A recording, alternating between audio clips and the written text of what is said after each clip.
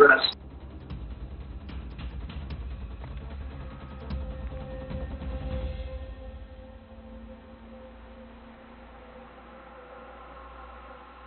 Because these guys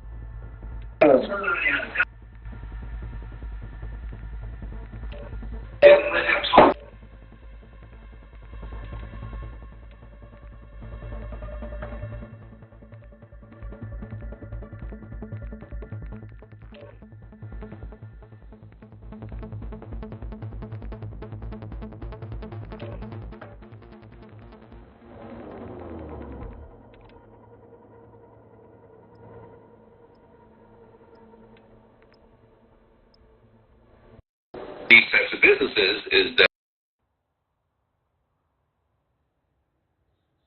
you know the way to launder your money. So you set up a few businesses. You had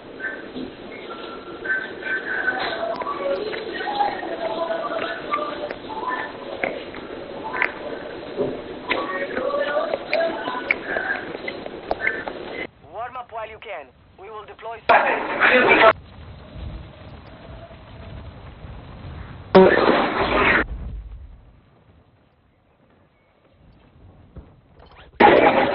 Soldier incoming.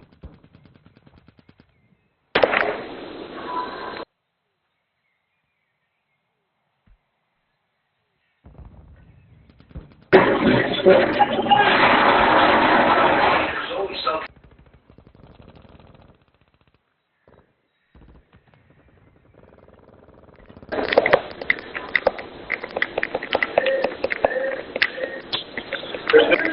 The shotgun? Okay. Yeah, you kind of want a pistol, bro, so that you can, hop in the water with gasoline that you can use with.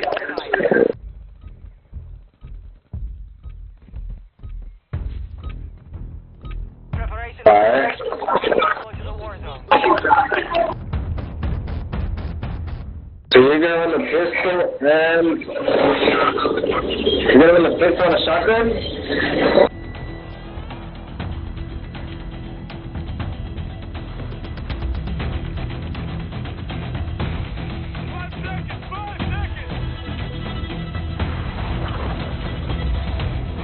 Alright.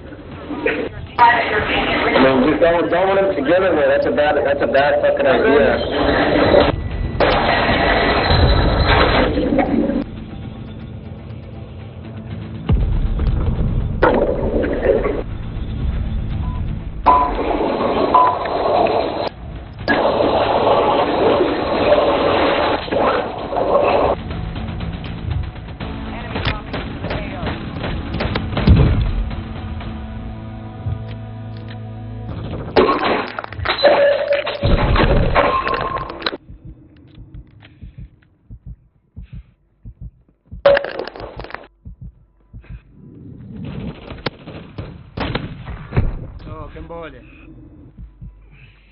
Target down. Marking the rest of them. Target down.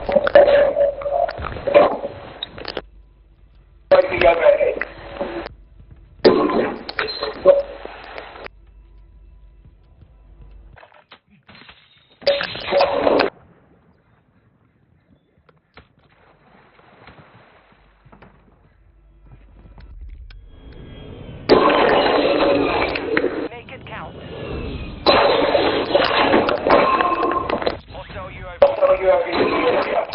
To the area. Watch the skies. Enemy UAV overhead. Holding high value equipment. I've been located. All contact.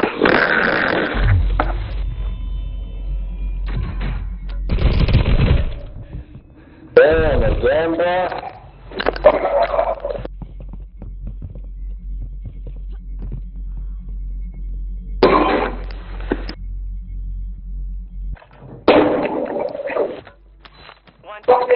To go. For redeployment.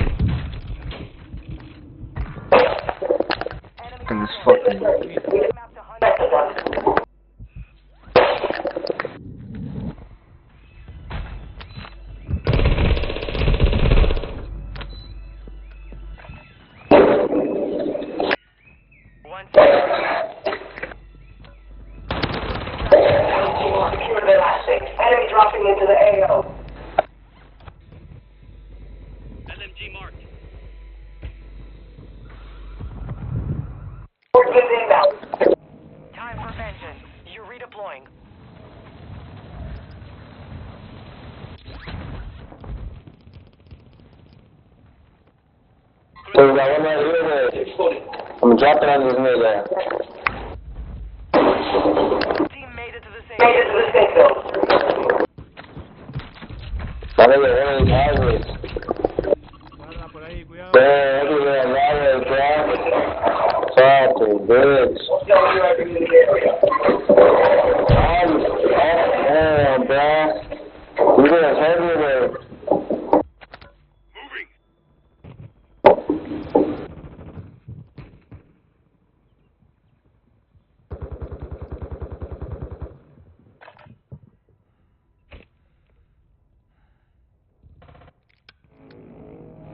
Get ready. You're redeploying.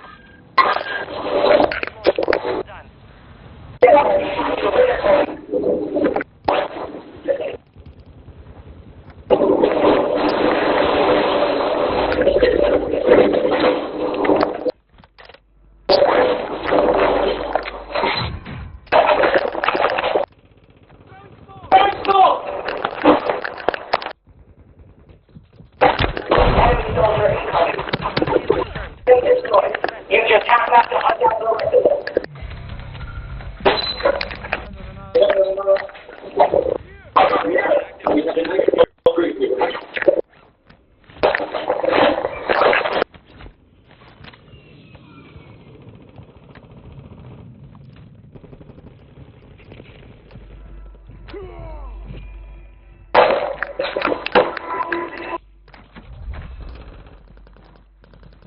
Marked remaining operators. Marking the rest of them. Secured all Contact complete.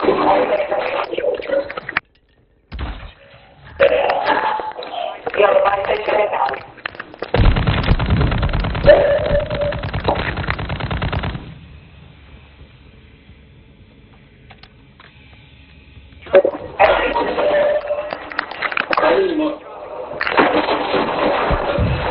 Lastimaron.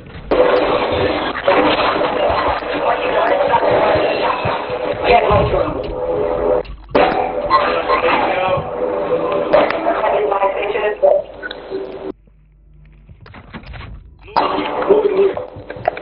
I'm over here, I'm over here looking at. I just killed him, nigga. His partner's in the building. Outside dropping into the area. Watch this guy.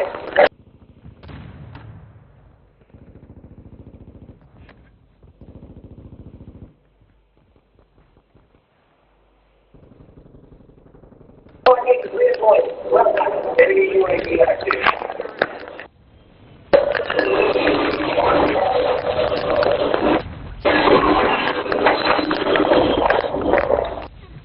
The enemy deployed active. XC boost is online. Boost active.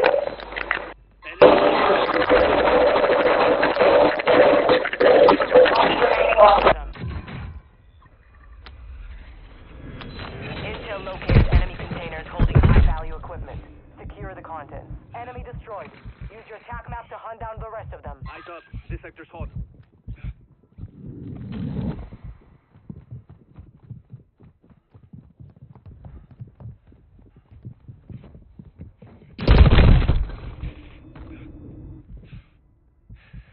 Got gas moving in.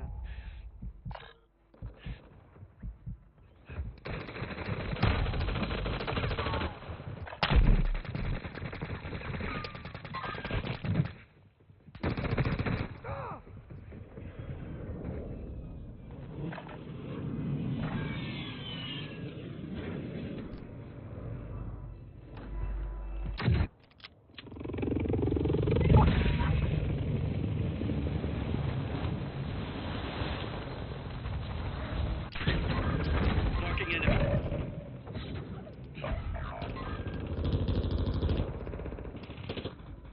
Kill confirmed. We've located the rest of them.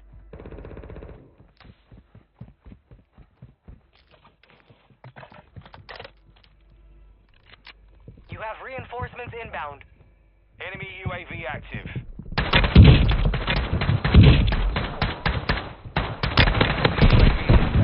Enemy down. Marked remaining operators from that squad. Hunt them down. Hostile UAV in the area. Good kill. Get hunting. Enemy soldier incoming. Yeah, I almost died there, bro. That was close, nigga. Fuck. I'm going to the store, I got you there. What the fuck, no motherfucker. Good work.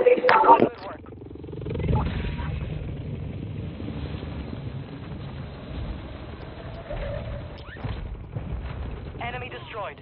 Use your attack map to hunt down the rest of them. Fire sale active. Buy station prices have been reduced.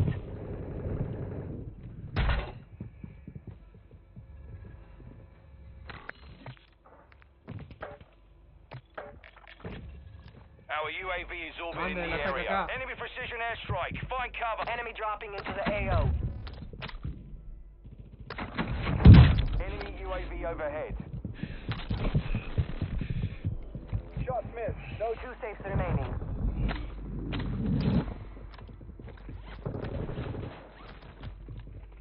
Tirando granada. Resurgence is about to end. Make it count. Enemy Tirando UAV granada. active. Hostile UAV in the area. Fire sales over. Adjusting prices.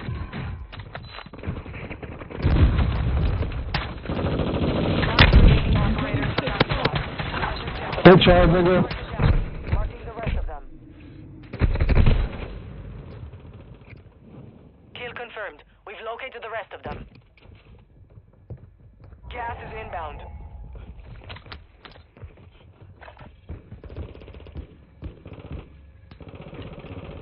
Friendly UAV online.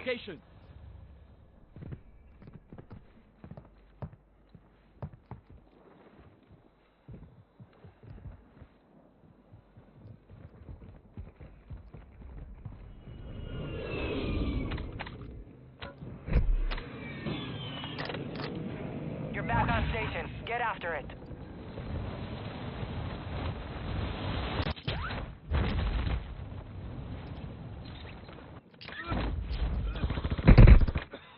Me dispararon.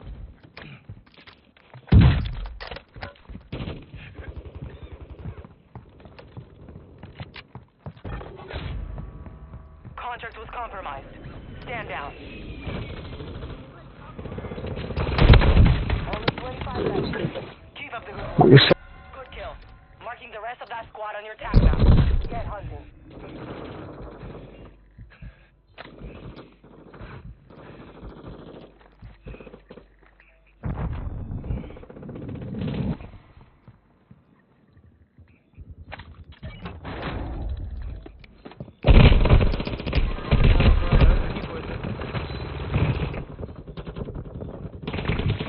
There's all them niggas right there, bro. What the fuck? Nah, nigga, everywhere, bro. Oh, damn. Fuck that. I was trying to go back there where trying to provide support. But there's so many niggas there. I saw you go down, Target. I'm gonna back up a bit. See, how to get out, bro. There's hella niggas.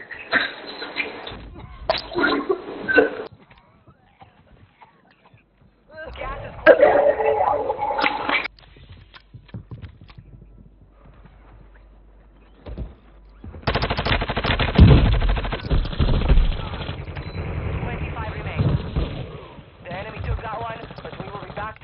job.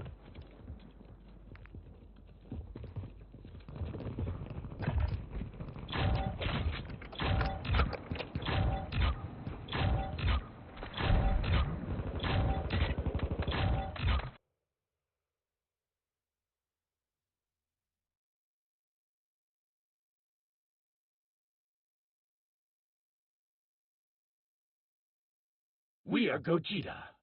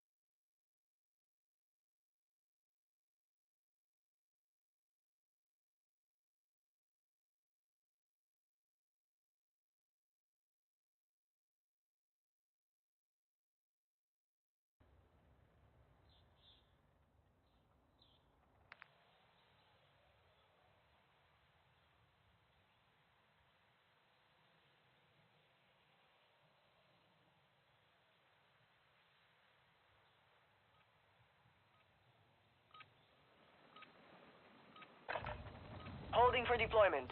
Take this time to warm up.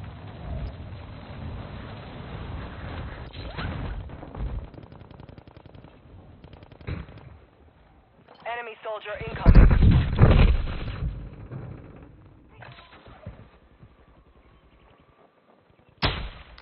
Got him.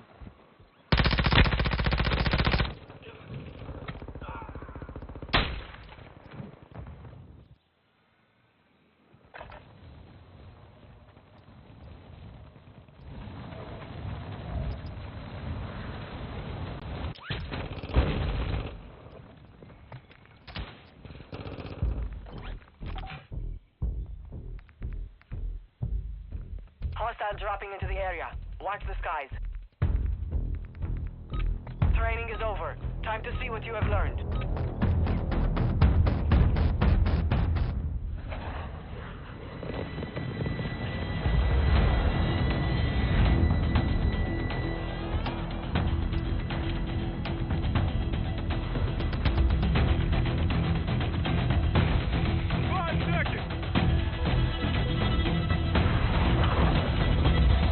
Resurgence. Survive to redeploy fallen teammates.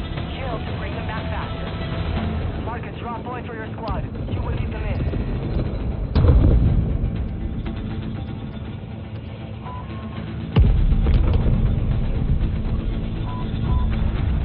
Enemy dropping into the AO.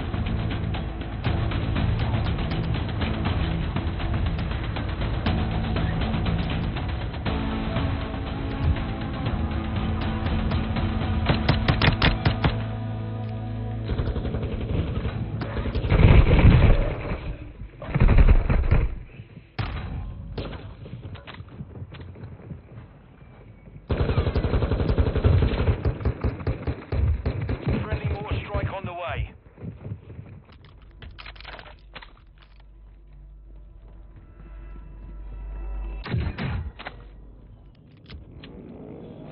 We are returning you to the front. Earn this.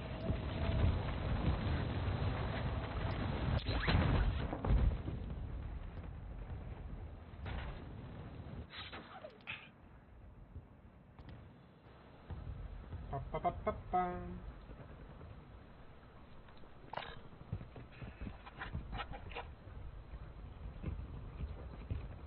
Oh yeah. Assault rifle here. Friendly buy station inbound. Location marked.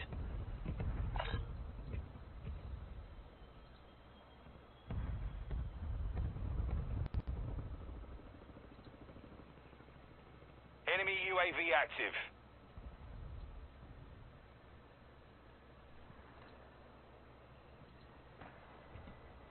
Enemy UAV overhead. Enemy buy station incoming. Deployable buy station is available.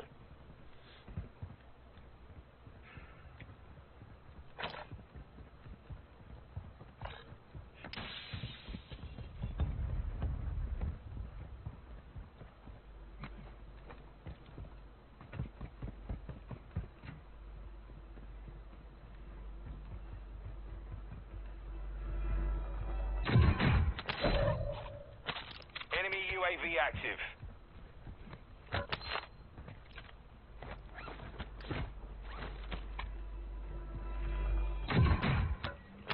Friendly UAV on station.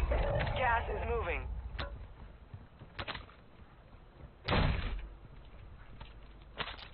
Enemy UAV overhead.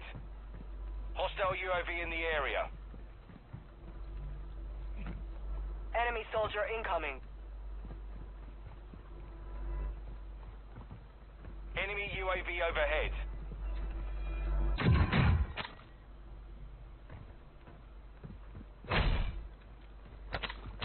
Some of your team is still Moving. outside the safe zone. Moving here.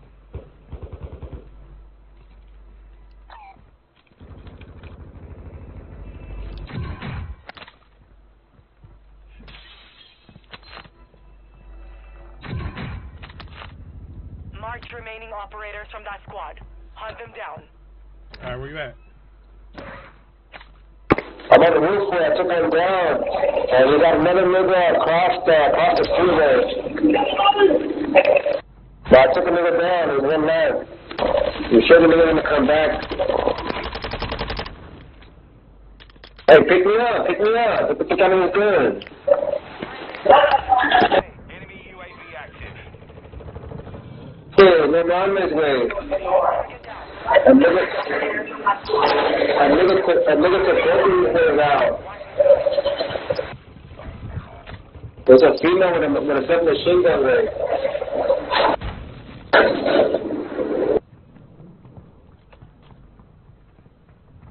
Impact, no hits. Hostile UAV in the area. You have reinforcements inbound. Enemy UAV active.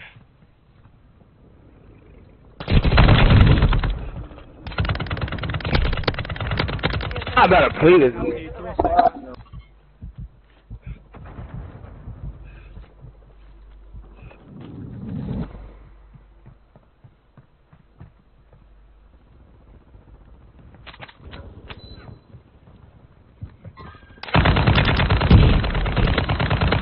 Hijo de su madre, que salió de aquí, pinche. Attack map.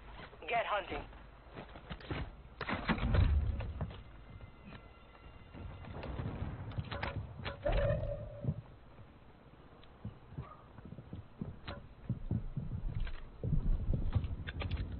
Occupation scan. Enemy destroyed. Use your attack map to hunt down the rest of them. Enemy surveillance is active. Stay low or use the water for concealment. Acá hay balas.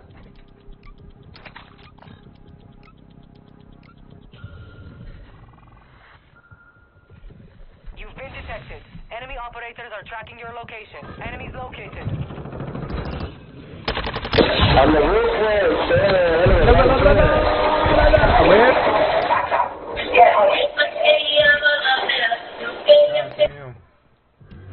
God damn, we got eliminated so fast. Holy shit.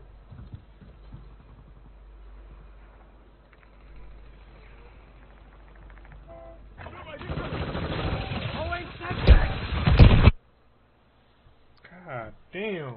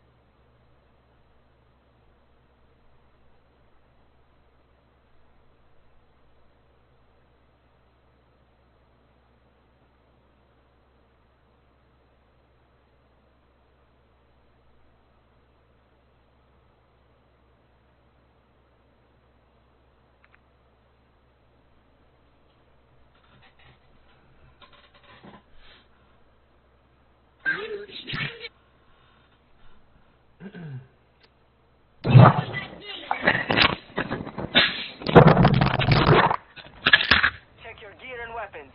We go soon.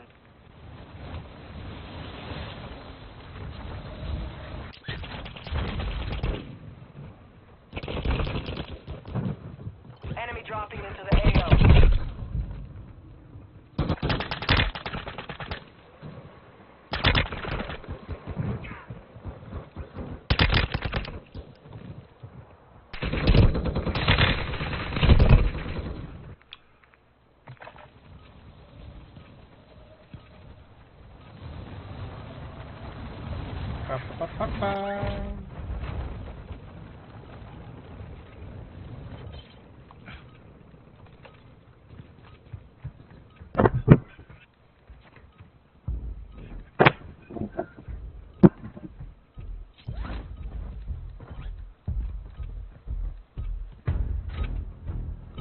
Enough training.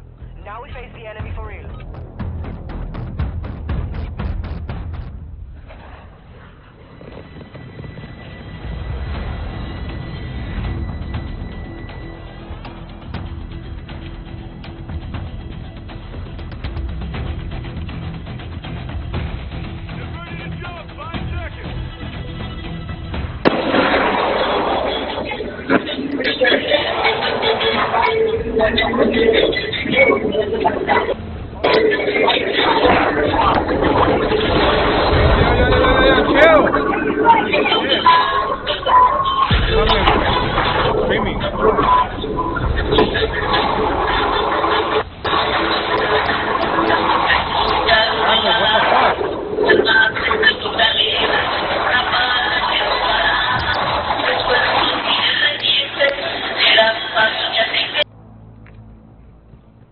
Carter, you're a fucking dick.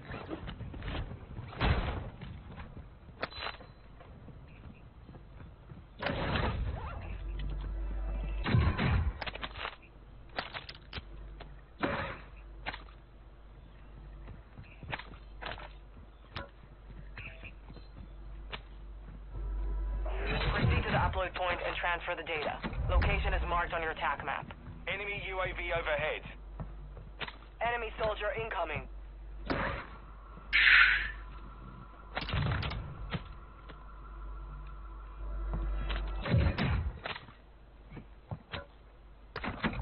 Need mid-cal rounds.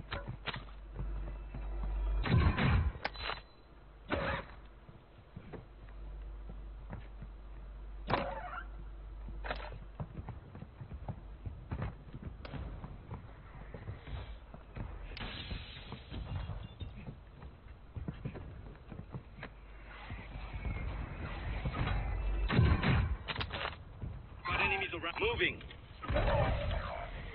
Enemy moving here.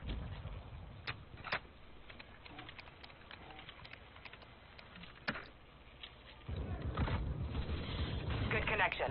Set a perimeter until the transfer is done.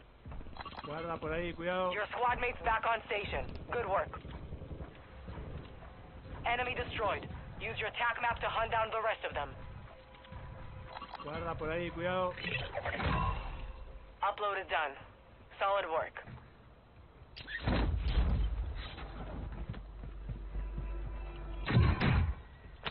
Hostile dropping into the area. Tiene Watch the skies. reconocimiento acá.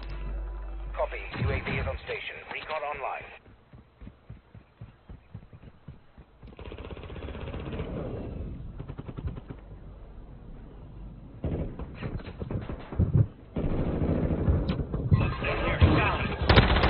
Locate to the rest of them.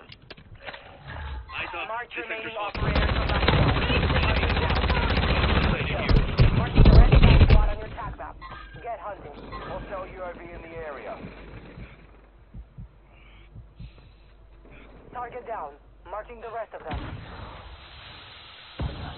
No van a sacar ni muerto. Enemy dropping into the AO. Move to the safe zone.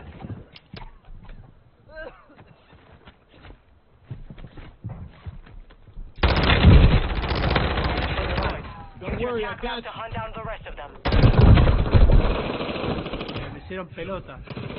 Guarda por ahí, cuidado. My teammates suck ass.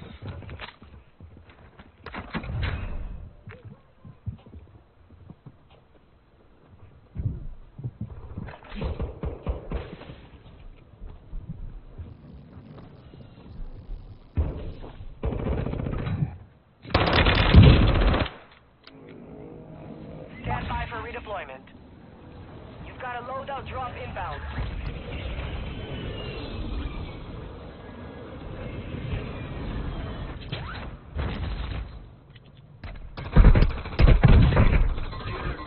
Moving.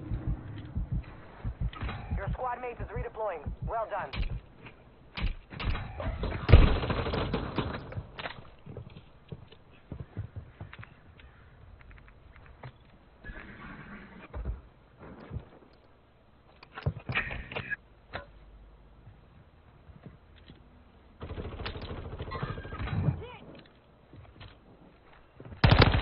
Your squad mate's back on station. Good work.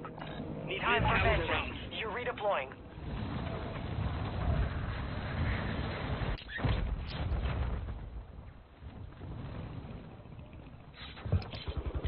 Hey.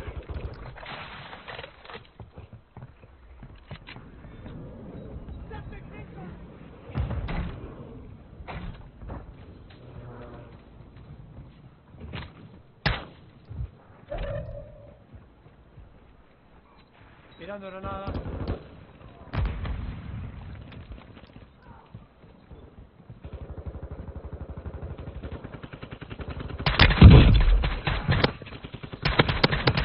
We've located the rest. You're a bitch. Mark remaining operators from that squad. Hunt them down. Marking the rest of that squad on your attack map. Get hunting. Fuck you, faggot ass bitch. Remaining operators from that squad. Hunt them down. Enemy destroyed. Use your TAC map to hunt down the rest of them. Got him for you, bro. No, me dejó re mal. Our UAV is orbiting the area. No. Bitch.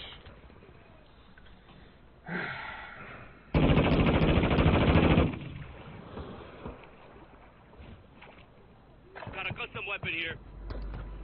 Friendly mortar strike inbound.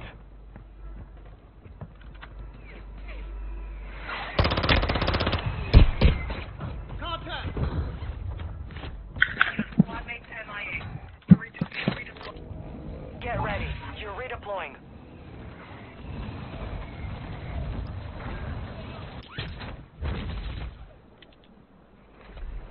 Threats in the area. Enemy soldier incoming. Heads up. Fog's incoming. Visibility will be affected.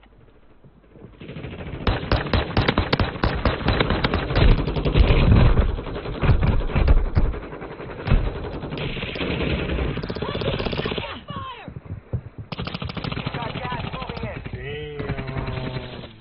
Talk about getting destroyed. We got a field upgrade active here.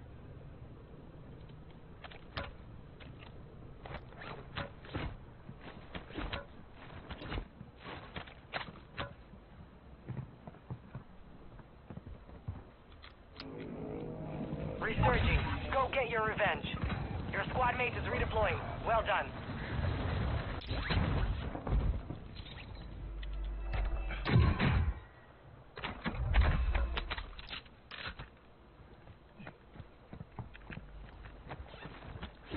Loot here.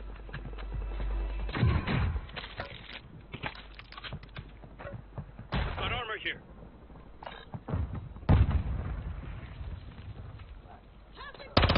We have reinforcements inbound.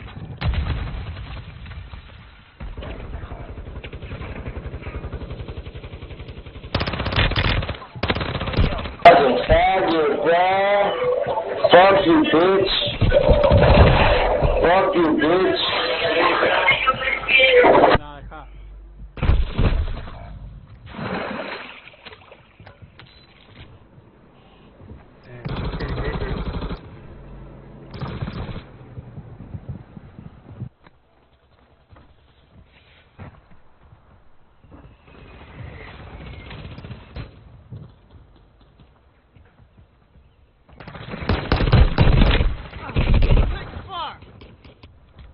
Kill confirmed. We've located the rest of them.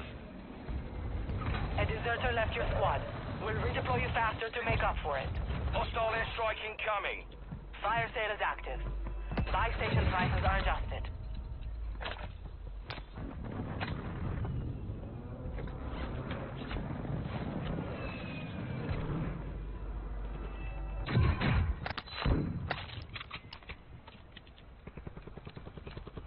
Hostile dropping into the area. Watch the skies. Target down. Marching the rest of them.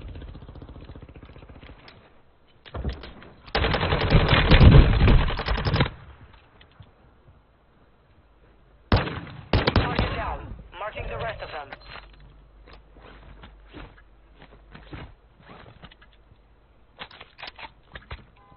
Fire sales done. Prices are back to normal. Large remaining operators from that squad. Hunt them down.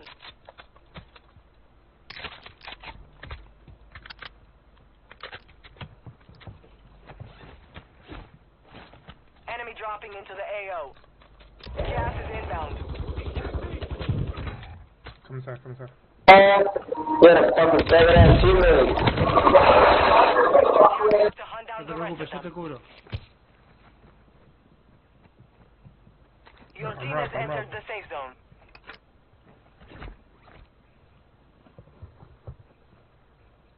Enemy UAV active.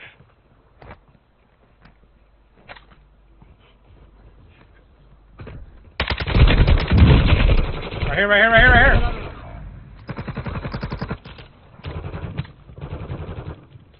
Pick up my gun. Pick up my gun.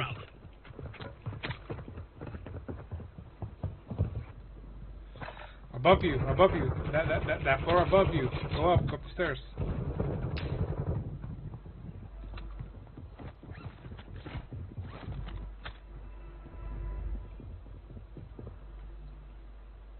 Resurgence has closed.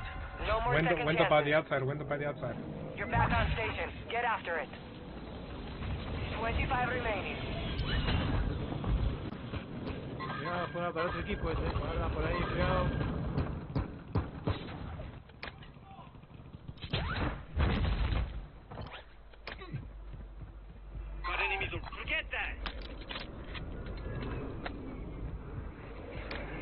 Enemy soldier incoming.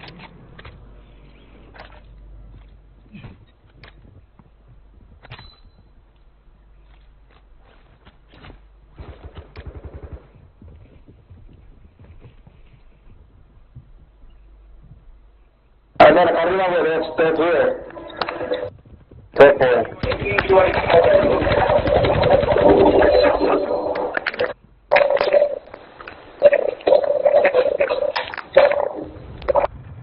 Gas is closing.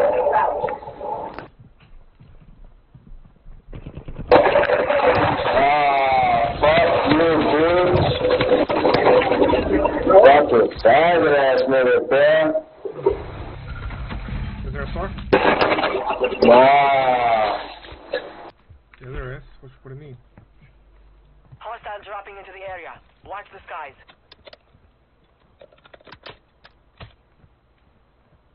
Hostile UAV in the area.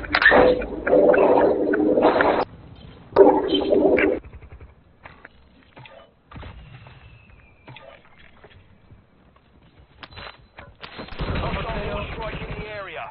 Copy that. Order strike. Corre mal. Esta ayuda médica. Did you land in the storm? Oh my fucking god. You've made it to the top 10. You fucking landed in the storm. Holy shit. Hit us hard that time. ¿Para qué chingados me We'll maté? settle the score. Bro, what the hell? That's some fucking noob shit. I literally died bringing you back and shit. You go and die in the storm, you land right there?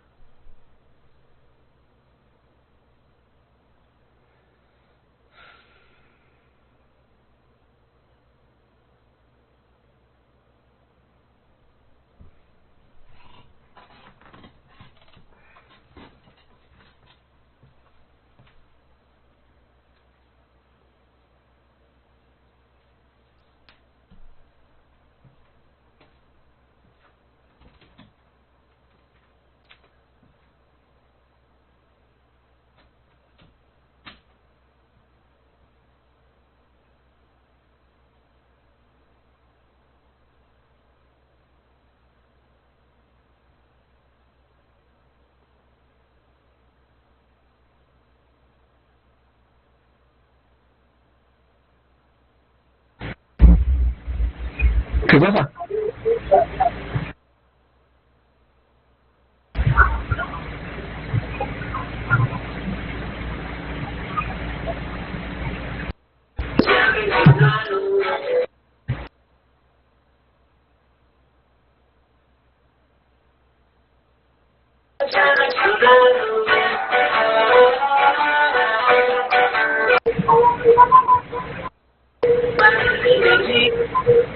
¿Yo también?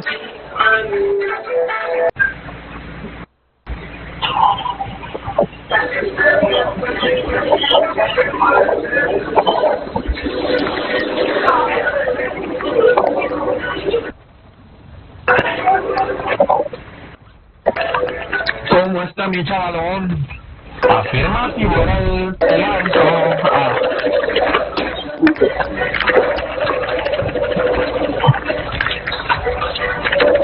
Afirmativo era el alto.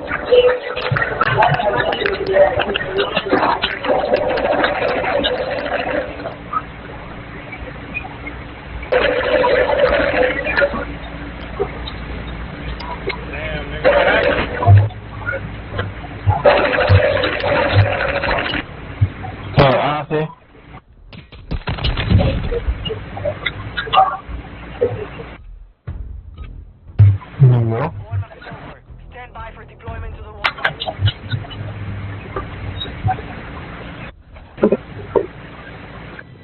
el costo. No, que no. El costal lleno de piedras fue mi cruz por mucho tiempo. Así están los picos que no van ¿Qué?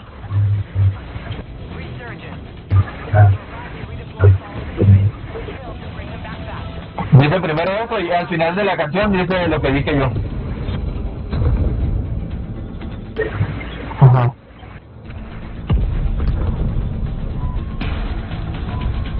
Se va. ¿A dónde?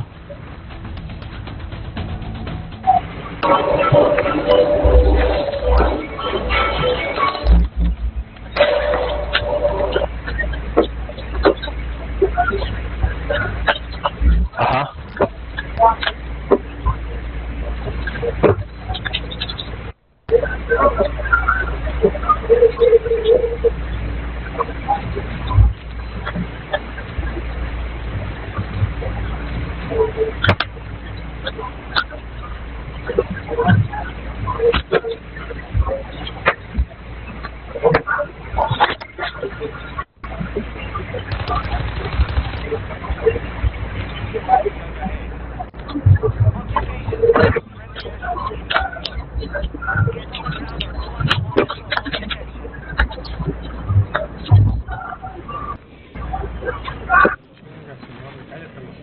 Enemy surveillance active. Get to cover. Your location is compromised. Prep for contact. Eyes up. This sector's hot. Targets located. Go. Hostile UAV in the area.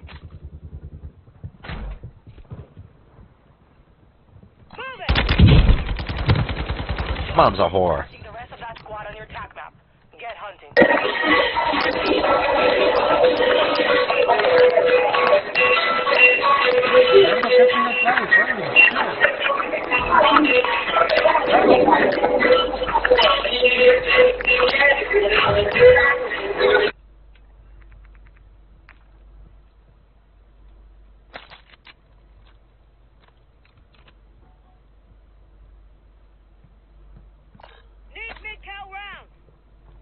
Hostile dropping into the area.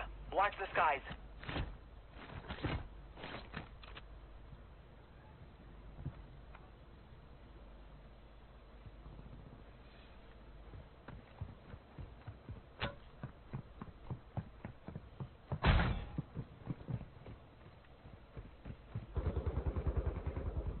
Moving here. Gas is moving.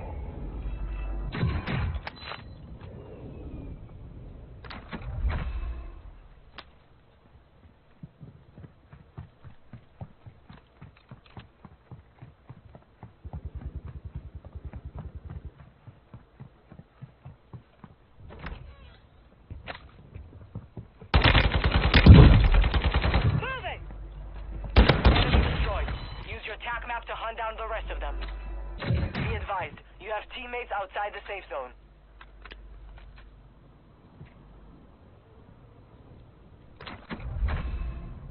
Pido reconocimiento acá. Copy. UAV is on station. Recon online.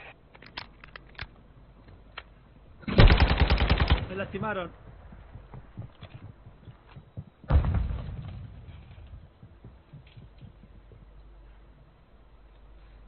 Fog is entering the area. Visibility will be low. Down on the ground right there. Squad. Hunt them down.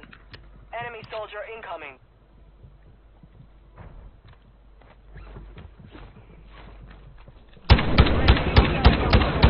Equipo, guacho. Throwing smoke.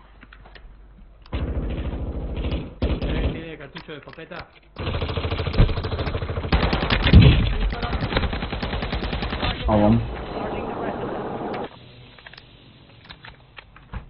Enemy UAV active. Kill confirmed. We've located the rest of them. I need mid-caliber rounds. Good kill. Marking the rest of that squad on your TAC map. Get hunting.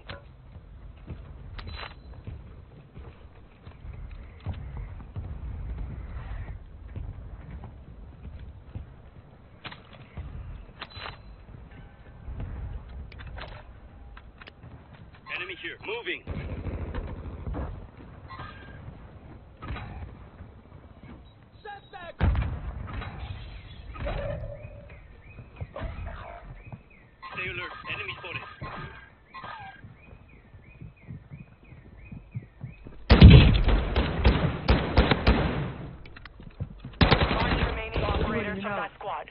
Hunt them down.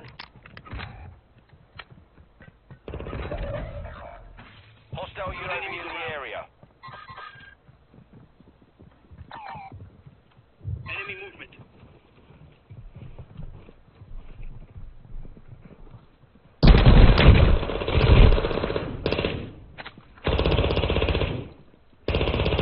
Está alive, está alive. Está alive.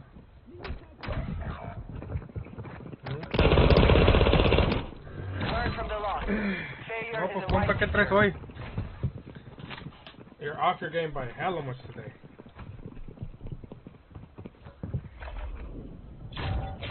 Gerardo.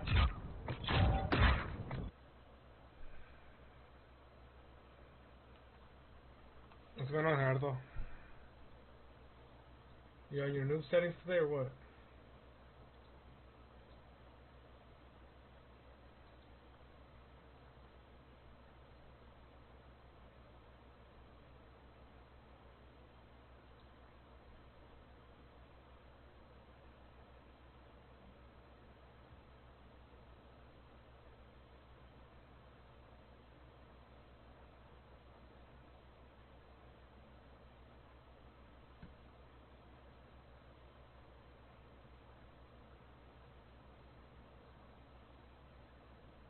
Psicólogo sin pedos.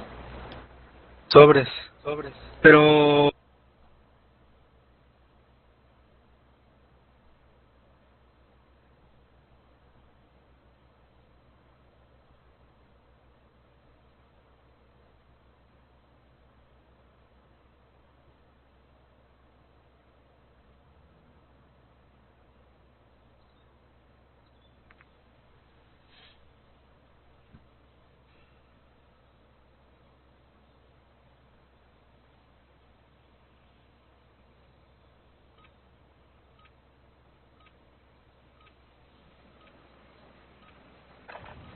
Check weapons and gear. We're holding for deployment.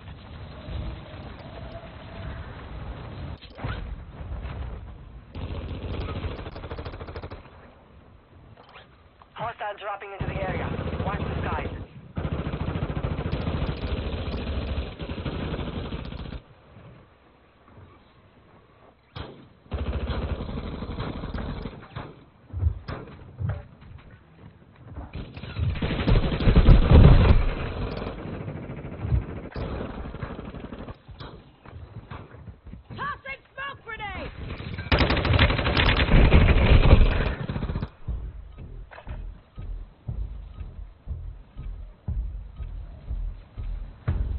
Incorporate them into some kind of Practice is over.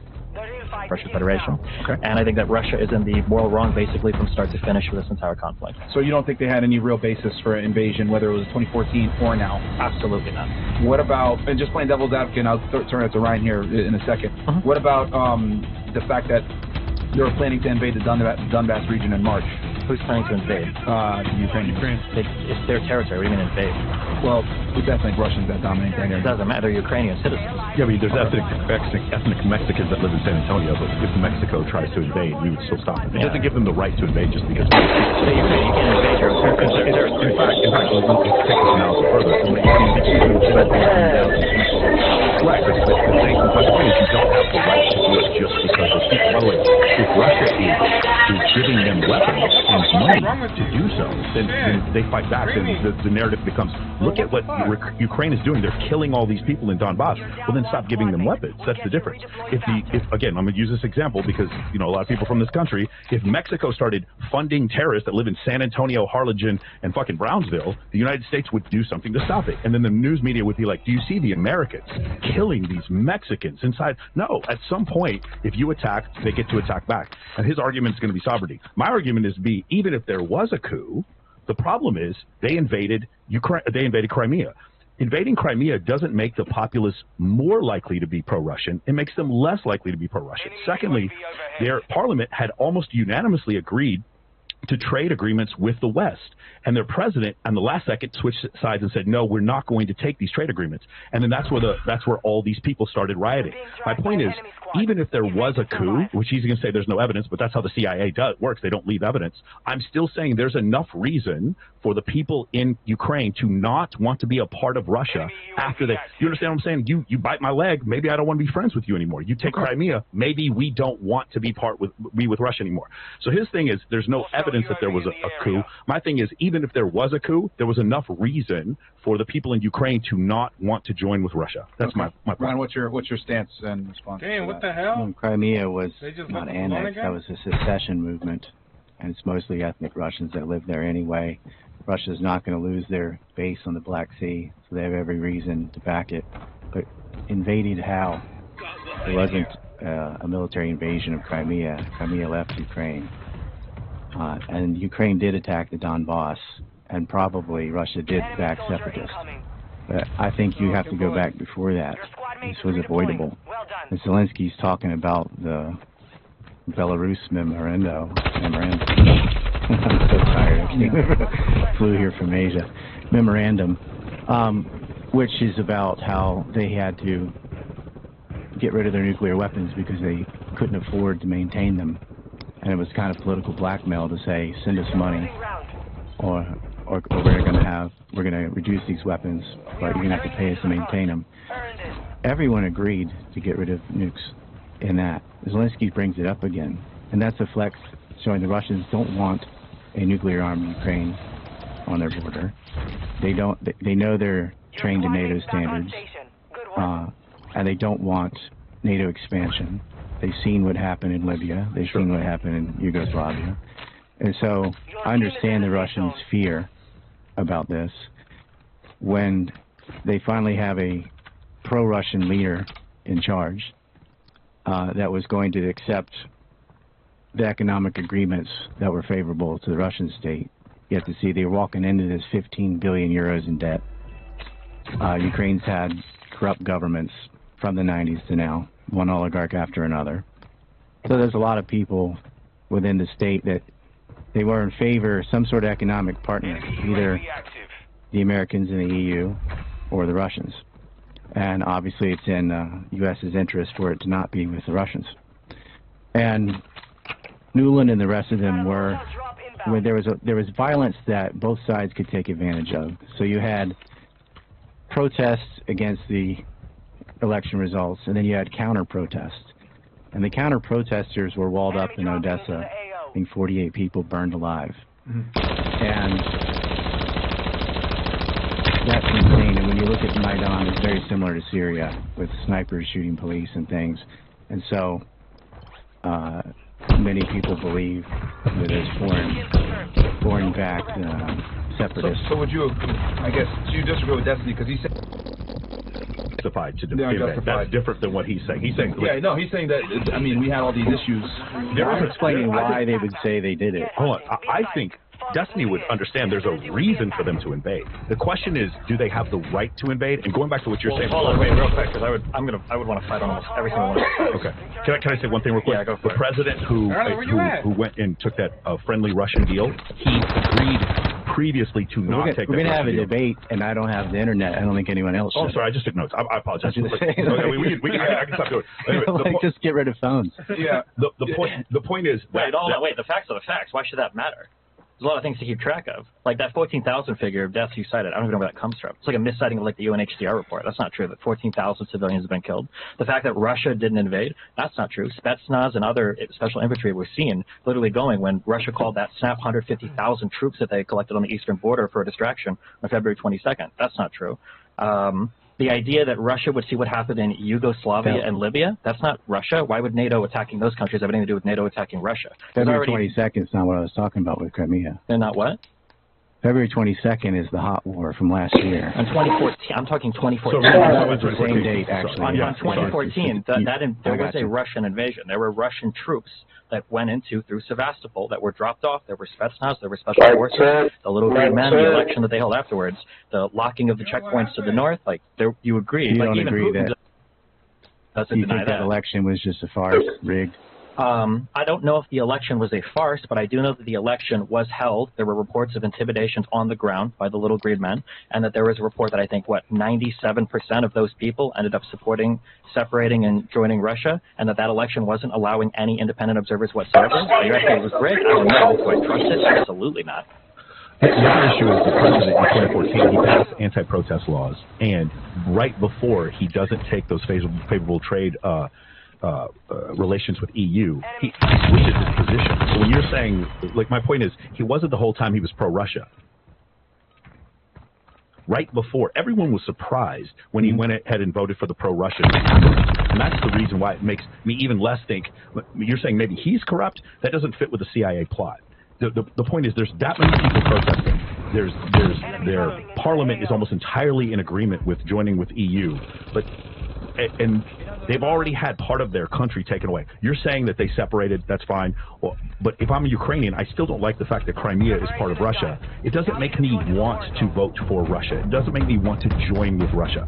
That's the issue that I have. What I'm saying is, he's saying there was no CIA plot. I'm saying if there was a CIA plot, I don't think it makes any fucking difference. I think it would be the same thing either way. I think they're in a situation where you lost part of your country, and the parliament has voted to join with favorable trade agreements with the EU, and then all of a sudden the president one day will do it, and then there's a huge riot, and the president has to leave the country. And where does he go? Where does he go when he leaves the country?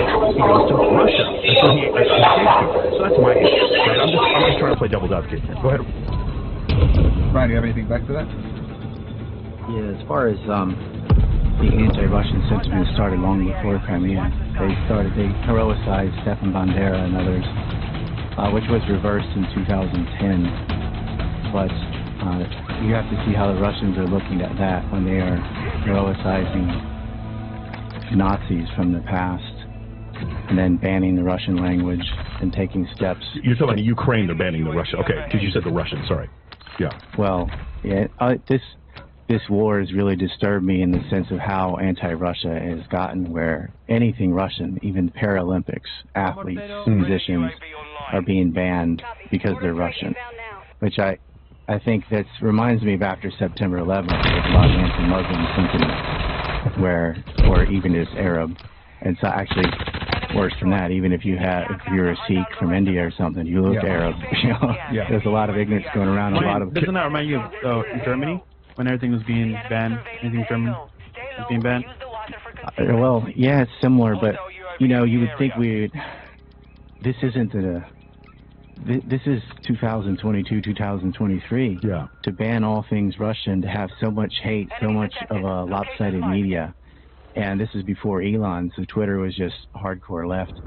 All the social media were coming out now with all these different Twitter files and information on how many spooks are all over all these sites and why people are getting censored. So I don't feel like we're getting the best of information. But there's some stuff we do know. Like, for instance, 2 months before the invasion, Vladimir Putin said there was not going to be an invasion. And from a statecraft and from a military standpoint, that was a good move. But from a diplomacy standpoint, after the war, do I ever want to sign a treaty with Russia? If they're willing to lie about an invasion like that, do you see the problem? Well, what I'm saying is some of it, they're bringing it on themselves. Go ahead. George C. Marshall Strategic Studies Institute, almost half of Zelensky's cabinet's coming from that. We're seeing a lot of people around him. Igor Kolomoisky sends him $41 million. There's a lot of corruption in Ukraine. And so it's almost a mafia state, has been since the 90s. So Russia's looking at that as these people are easily bought and paid for. And they were afraid of having Western weapons and military troops on their border. We can agree on that, yeah. And that because that's what happened in Finland. We can talk about that. Focus real quick. Do you have anything to refute what Destiny was saying? Because I disagree with some of your points. Come on, I don't know if you want to refute things. The Russian language was never banned. That's completely not true. Stefan Bandera it's weird that we selectively bring up like neo-Nazis on both sides, or on the Ukrainian side, when I think you could find like neo-Nazi ties to the other side as well.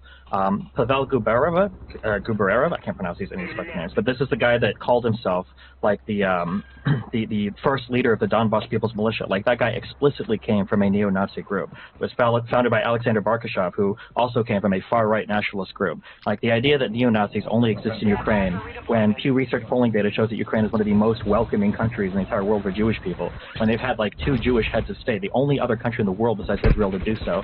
I don't think that, like, finger-waving over potential neo-Nazism in Ukraine that also just happens to align with Russia's primary propaganda vehicle, which is that they're fighting Nazis.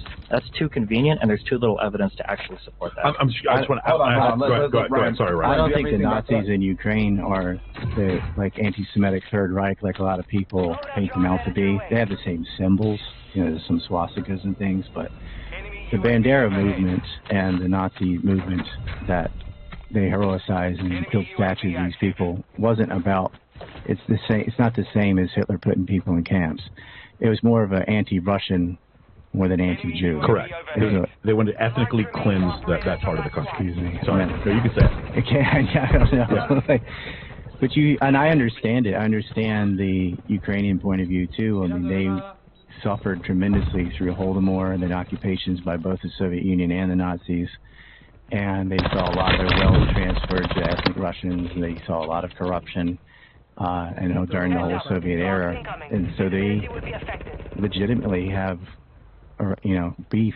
The problems with that thinking, obviously, though, is Russia also suffered under communism, and Russian people also starved, just like Holodomor, from the same leadership. You don't have what a government like Holodomor caused very specific damages to like Ukraine and Kazakhstan. Like even today when we talk about Eastern Ukraine is full of ethnic Russians and Crimea is full of ethnic Russians, that's specifically because crops were requisitioned from starving Ukrainians that were like defending their families from cannibals who were being shot in the back as they tried to flee their villages. And then once, what was it? Is it 3 to 5 million? I think Ukrainians died in Holodomor, maybe more. No, like 11. It might have been 11 million. Then afterwards you have, and then Kazakhstan too. Not even doing that. Then you're bringing in a bunch of ethnic Russians afterwards to Russify the country, to use that excuse, later on and say, well, there's a lot of ethnic Russians there, therefore we ought to respect that there are ethnic Russians there. Yeah, I don't think. Do you guys understand what he's talking about? Joseph Stalin starved out the reason why there's so many ethnic Russians, Russian speaking. You understand? Ukrainians don't speak Russian. There's 2 different languages there. Some of them speak both. But what he's talking about before was during Stalin, they needed to take the crops from eastern Ukraine and then use that to feed their own armies. Yeah. And then when those people tried to escape, then they just shot them in the back. And then what happened was Russia started filling that area, and they both agree on this. They started filling that area with Russian-speaking people. It's not their fault. The people that are there now, that are Russian, it's not their fault. But just like I would say before, a lot of Russians in Russia also starved. Also had for sure. We can agree Stalin was a piece of shit. How about that? But my point is, when we go back, you said something before about the nuclear weapons, giving up the nuclear weapons. First of all, it's not Ukraine's fault that they had nukes. That was the Soviet Union who gave them to them. And number 2, when they agreed to get rid of their nukes, it was the United Kingdom, the United States, and Russia who all agreed to accept the boundaries of Ukraine. And so they got supposed to get security promises. They're going to get rid of the nukes that they can't afford to maintain, and that's going to come with certain. By the way, let's go back to the can't afford to maintain thing, because when we get to the World War III thing, we're going to discuss that. Okay. Well, also, I think you guys should resolve, because that is important. Yeah. In '94, that Budapest Memorandum guaranteed them, you said security assurances that we're not going to fuck with you, but could you please give your weapons essentially back to Russia? And they did. And you were saying like blackmail, but one more thing. Well, the point I'm trying to make is they didn't make the nukes. Russia gave Ukraine the nukes during the world. When the fall, you have the invasion of Afghanistan, then you have Chernobyl, and you have it becomes incredibly expensive. And you have perestroika. The whole country falls apart. They start giving off the satellite countries, and they don't get back the nukes. So Ukraine has those nukes, but they didn't abscond with them. They didn't steal them. The fact that they give them up, it's not like they're not blackmailing. Yeah, nobody's claiming they built their own nukes or something. Right. But my point is, it's not their fault. It's like, for instance, I'll also make the argument it's not anyone's fault that Ukraine has the 20th largest oil supply in the world, and that's the reason why Russia is actually invading. I don't think they're doing it to protect the people of Donbass at all. I don't think so. I think their country is 35% of their GDP is petroleum. It's got 18% of their GDP is petroleum. Over half of their government revenue comes from petroleum, and this has to be overturned. Between you and Germany, and that country is going to sell its own petroleum to Germany. That's part of the reason why they invaded, and the other reason why I think they invaded when they did is the 200 F-35 Lightnings that are going to be shipped from NATO countries. You're going to have countries like Finland that has air supremacy over Russia now, because Russia doesn't have anything in the arsenal that can stand up to an F-35. Well, pretty much a B-52 can carry nukes, so this is kind of a misnomer. A B-1 can carry nukes, an F-117 can carry nukes, a B-2 can carry nukes, an F-16 can carry nukes, an F-15 can carry nukes, an F-18 can carry nukes. The thing is, they modifications, they can all carry nukes. Nukes are, it just means it's a bomb that has a warhead, uranium, plutonium, and tritium. Okay, just going back to you know, make sure we hit the overarching thing. What's the do you agree with that or disagree with that? He's saying whether it's more. I mean, there's a reason. I mean, the reason they want to keep Ukraine in their sphere of influence. Yeah. Do you agree with that? I agree. They want Ukraine in their sphere of influence. I think they're. Look, the Donbass tried to secede, tried to be independent, tried to join Russia, they got rejected. Then they tried to be independent. They recognized that independence. Like a week or so after that, there ends up the war, or the SMO starts. They call it Special Military Operations. Sends in about 90,000 guys, not enough to take over the country and everything. I think he was still trying to negotiate with the West by not going in full steam in the beginning. Maybe you can talk about the strategy part, but I'm anti-war. Like, I don't want there to be a war between Ukraine and Russia. But I feel like the Ukraine side, Ukraine point of view, if you want to hear what Ukraine thinks, just turn on the news. But if we wanted the war to be over, we should have just let Ukraine finish recapturing the Donbass. The war is only extended right now because of Russian troops, military training, and arms flowing into the country from the east. Well, they're not going to let them retake or conquer the Donbass because Russia then has to deal with NATO-trained standard troops on their border. What about Estonia, Latvia, Lithuania? Yeah, they're already there. Finland already has NATO-trained troops. Finland is there too, yeah. Yeah, and the problem, again, all Russia has done is expanded the amount of NATO countries on their borders now as a result of the conflict in Ukraine. Finish this. You're saying they have NATO-trained troops? Yeah, Estonia is not Ukraine. This is Ukraine's a much more powerful state, larger population, larger military presence, and they would love to not have that situation with Estonia and Finland either. But, you know, Putin drew a line because you're not going to expand in Ukraine. And they have a lot of, like you guys were saying, there's a lot of resources there that are in play. And they didn't have the Nord Stream, but they had to train. Is it have a terrible microphone night or something? So they also knew how easily you can reverse that by blowing up the line. Well, but there's also the problem is that which they said they did themselves at first. So wait, who said they did it? They're saying Ukraine said they did. Ukraine did. No, Ukraine didn't say that. Just the Western media tried to act like Russia blew up its own pipeline. Oh, God. So Russia didn't actually say that. Well, the official story now is Ukraine blew up the pipeline. There is no official story. There's one official story that Sweden or Norway had something to do with blowing it up. Yeah, Cy Hirsch had his. He had his. Well, supposedly documented. It was on a Substack article. He thought that was the U.S. blew up the line. Nate Diaz looks in good shape, buddy. He's gonna. Woo! That boy's gonna get hit. The story is total conjecture. He provides no compelling evidence, no proof for that entire. The U.S.'s story is no, he didn't do it. Ukraine did it. The U.S. does not say Ukraine did it. I think right now the position is, if you look at all the evidence, it looks like it was probably Ukraine. I think that's a fair assumption to make. I think the most credible story I've seen so far is that the Ukrainian military, with Zelensky's knowledge, might have sent forces to that area. But I've also heard, I believe that Norway said they would in areas they weren't supposed to be that could have been equipped without the operation. So it looks like Ukraine might have done it, but there is no official story. I don't think anybody knows right now for sure. Anything about that?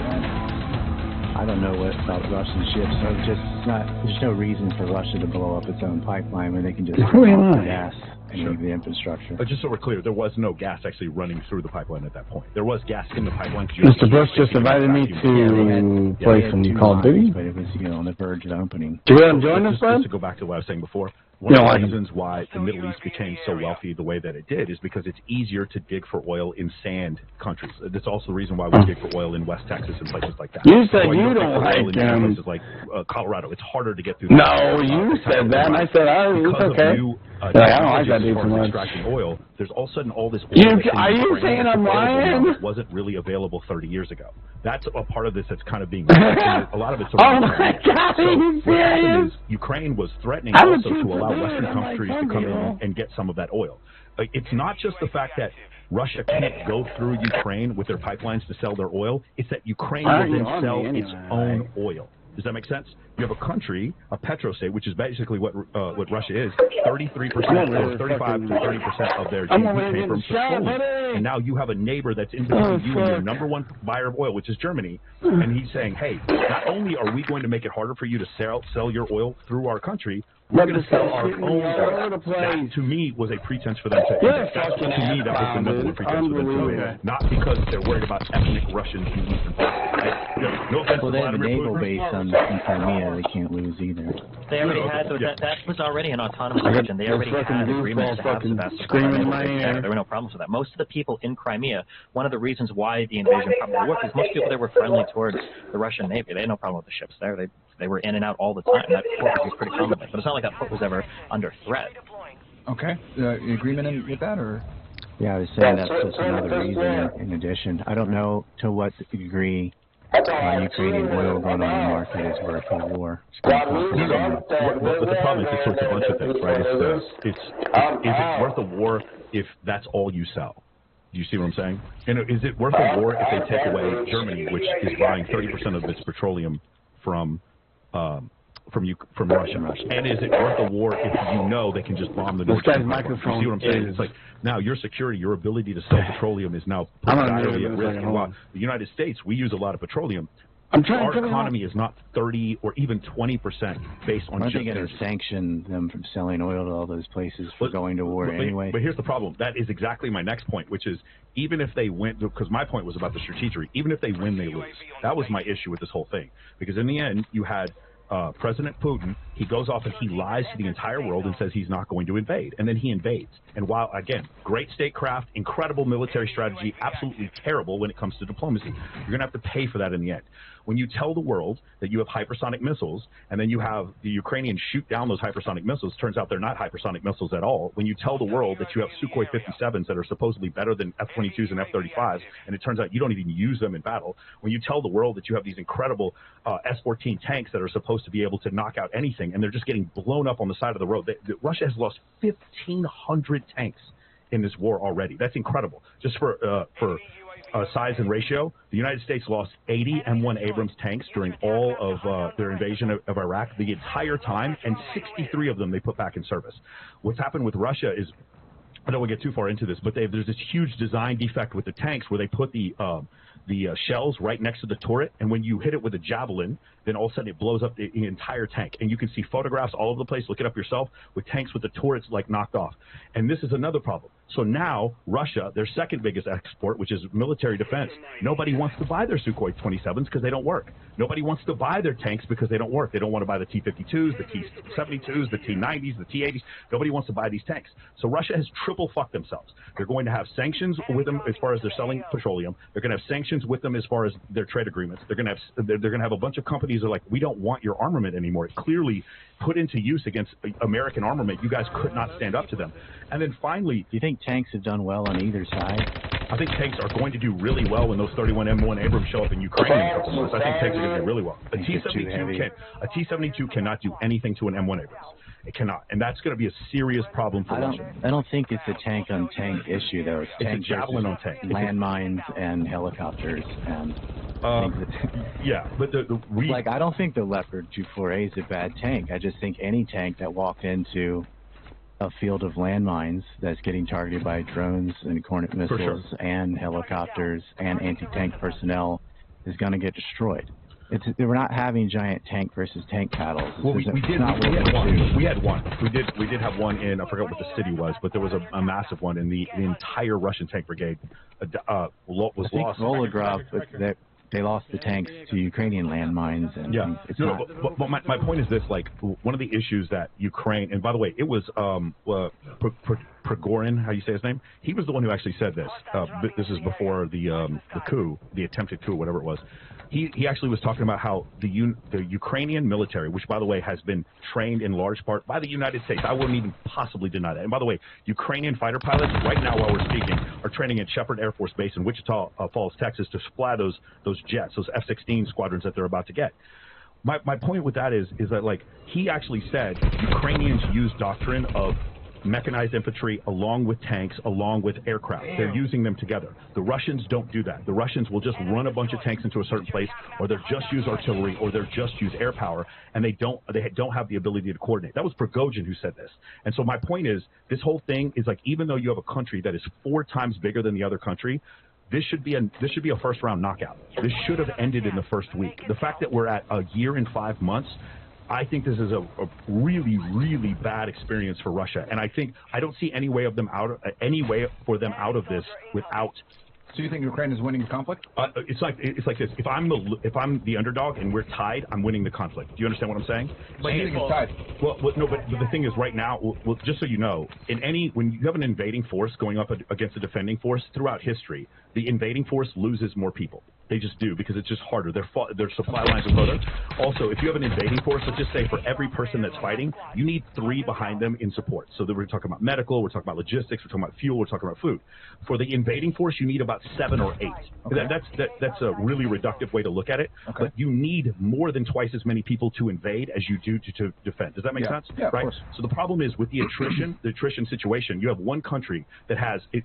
You notice how Ukraine is not trying to defend the whole country. They're trying to defend Kiev more than any other part. Yeah. And so when that happens, you have an unlimited budget. We can all agree to that, right? Ukraine has more money to spend than Russia. Yeah. Or do you guys disagree with that? Yeah, correct. So just for people to understand, Ukraine NATO has a $1 trillion defense budget. That's including the $800 trillion that they get from the United States, and Russia has an $80 billion defense budget. I'm sorry, $1 trillion versus $80 billion. So it's about 12 or 13 times as much. Ukraine has a blank check. The United States is giving them javelins. If you think this is wrong, if you think this is morally wrong, I'm not here to have that argument. My point is, if the United States is giving them top-tier anti-tank weapons, 2 squadrons of F-16s, and their first battalion of M1 Abrams tanks that Russia has no chance against, God forbid if they bring F-35s into this, I just don't see how Russia can win. That's my point. I disagree with that, all of it. Not big on the U.S.'s wonder weapons. They thought that would be the HIMARS, they thought it would be the Javelins, they thought it would be the Leopards, and they're all just getting destroyed. I think the war of attrition, like, I do agree, they're not going to run out of money because they have NATO money. Yeah. So they're not going to run out of money. It's going to be hard to make them run out of toys. They might run out of ammo temporarily, but they're not going to run out of stuff because NATO will keep giving them things. Agreed. They will run out of personnel. Possibly, but I think they have better trained attrition personnel. War, I think they were trying to set up a porcupine. And they thought that the sanctions were going to be, even Russia thought this too, that the sanctions were going to be way more devastating than they were. They were pretty much ineffectual. And they thought if we can bleed them with sanctions and force them to charge into well-fortified, bunkered, entrenched positions, it would be, pure victories at best. And Ukraine has been extremely tough, extremely resilient. And in the beginning of the war, they did have very, crack defense. And they kind of pussyfooted their way in with 90,000 troops. But Russia was looking at it, holding back, because they also didn't know whether or not they could deal with the sanctions. Without the clock on their side, because they're not in a hurry, they don't have to, they're not bleeding from sanctions, they decided to go with the meat grinder approach instead of the blitzkrieg approach. We're going to sit back with artillery, a very slow, methodical way. That is what Russians are good at. Where you can destroy them at range. You don't lose a lot of personnel because you're hitting them from further away than they can hit you. It's a very slow way to do it, but they've got all the time because the sanctions are hurting NATO more than they're hurting Russia. And Ukraine is running out of personnel. Because I disagree. The sanctions are hurting NATO more? Yeah, because the reason why I disagree is because we've already had China denounce what's going on in Ukraine. So that to me, China is going to be... Yeah, and I think Russia's done some funny things, I think, with their currency and everything, with just allowing people to sell Russian currency. And they're doing ways to try to artificially inflate like the economy they have, but I'm pretty sure most experts agree there's been like a pretty big contraction of the Russian economy. It's been 3% a quarter for Russia's GDP over the last couple of years. It's already a country that's got pretty poor, I think, in terms of GDP per capita. Like Russia is not the richest country in the world. Russia is about as wealthy as Mexico, and a lot of people don't realize that. Russia is right on point. Russia has a smaller GDP than Italy. I don't think you can judge the real economy just by GDP numbers. But what I think is you can judge how well you can replace tanks and replace aircraft and replace anti-tank weapons with economies, and then what's your biggest secondary supplier? NATO supply. That's why they went to cluster ammunition. They don't have enough artillery shells to shoot. And Russia's able to do that around the clock, and they're not running out of supplies. They've been preparing for this for a while. I'm pretty sure, haven't we used like 2 million of the 20 million artillery shells we have in stock? I'm pretty sure we just haven't shipped the rest yet. And then even if we do exhaust our supply, can Russia, the country, out-manufacture the rest of the Western world when it comes to artillery shells? Yes, they are. I don't think they can. And anti-air defense, too. And like the F-16s, Syria shot down the F-16s by very well-trained pilots from the Israelis with an F-200. So then you have less-trained Ukrainian pilots versus well-trained Russians with F-400s. I don't think they're going to be a game-changer either. They're going to get shot down. So the difference with the Israeli thing is the United States is going to supply those F-16s with anti-radiation missiles that can fire at more than 60 miles. I think the S-400 is in deep shit, and they don't have any S-400s in country. They can't bring them in country because one of the problems is when you turn. That's what happened. By the way, I don't know if you know this. A lot of those anti-aircraft machinery didn't work. They never turned them on, and that's why they weren't able to defend that part of the country, because they weren't even turned on. Because one of the things that happens is if the United States is involved, or if U.S. firepower is involved, this is one thing we learned. This is what F-16 Wild Weasel does. Is real quick, because we got to keep the focus because we're going into this whole tangent here. He's basically saying that the sanctions are hurting NATO more than Russia, and you guys are saying you think the sanctions are hurting Russia more. I definitely think it's hurting Russia more. Ryan, what's your basis for saying that you think the sanctions are hurting NATO more than the cost of living going up in Europe? It's they need the oil, they need the gas. The sanctions are hurting them. And I agree with Andrei Martinyanov about GDP. Like, there's a lot of ways to finesse that stuff. Like, Russia and Mexico are not on the same level of living standards. Agreed. No, I agree with that. Yeah. Okay. And then what about you guys? What makes you think that Russia is suffering more from the from the sanctions than NATO is? I mean, we're having energy issues all over the world. I don't know if it's just the sanctions on Russia that are dealing with that. My understanding is the cost of energy has come down pretty significantly in Europe in some ways, too. Like, I think natural gas is about where it was prior to the conflict, I think. Okay. I'm pretty sure Russia can to say that, like, GDP means nothing. Maybe to Russia it doesn't. It doesn't say nothing, just that I don't think quoting GDP, I mean, like, that's the economy. There's a lot of other factors that judge the economy. But it's also the wealth that the government has with which to fight a war. Their war chest is a taxation of GDP. That's why I bring that number up. It depends. Like, also, I don't think, like, we have an enormous military expenditure, more than like the next 40 countries combined or something. Just so you know, it's 800 for us, and then 290 for the next is China. Then after that is Russia at 80. But how cost effective is a lot of our military gear? Like a lot of these Lockheed Martin products. I mean, you're talking about a $500 million F-22 Raptor with Sidewinder missiles. Should it be that price tag? It's a really great question, and so part of the reason why we were able to take away some of the cost is because we sold 200 F-22s half the time I don't know. Yeah, I was going to say, when we say is it worth that price, the rest of the world seems to think so, because half of the everybody I can barely hear you, and then the people that were paying. So it seems to be that everybody else in the world agrees that it's incredible cost of like a weapons platform. Maybe some people say like Russia says it's not, but Russia again, they also said they have missiles, which are doing so apparently that's like right now, I don't know what they might have blown up one of them when they launched with the 6 missiles at once. So here's what. If it's a true hypersonic missile, which it's not, right? So let's talk about this. For those of you who understand, Patriot missile battery, it just fires anti-air. It takes on missiles from the opposing side, but it's ballistic. It's kinetic. It doesn't have a warhead in it. It just goes through it. In this case, what you're talking about, the Russians said they shot down, they damaged one of the Patriot missile batteries. I think Ukraine said they had it online that day. Yes, and the Americans and the U.S., the Western media agreed that that's what happened. That's why I actually trust what I'm hearing more from them than what I hear from Russia, because what I hear from Russia is that they have hypersonic missiles, and then when they don't work, they arrest 3 of their missile scientists the next day for treason. So to me, this just feels like, from a military standpoint, if you want to make a moral standpoint, I can understand, but from a military standpoint, this just feels like one cataclysmic failure after another. Okay. And even I'll even critique Mike, because you kept saying it was maybe bad statesmanship to say that they weren't going to invade and then invaded. I think the initial plan was there was never going to be an invasion. It was going to be the special military operation into Kyiv, then they were going to have Belarus 2.0, and then they could have said we never invaded. It was just a thing. But that failed miserably. You believe that you believe that Putin believed that he was going to be welcomed coming into Ukraine? From what I've read, I guess you're the military analyst guy, from other military analysts, is the readiness of the Russian military was just not where anybody in Russia thought it would be. And they were undersupplied, they were understaffed, the supplies they did have weren't maintained, and that, what you had was a bunch of unaccompanied armor, uncoordinated troops that were launching horribly coordinated attacks, which they've gotten their shit together a lot better now, a war into the conflict. But So there's an FSB report that was released that showed that they didn't know there was going to be an invasion. So that goes to your point. I've heard the same thing that you're saying. The other problem I predicted the invasion. Got it right. Good. You were smarter than... Even when a lot of people they're not going to do that. Yes, they are. We've been preparing for this for a long time.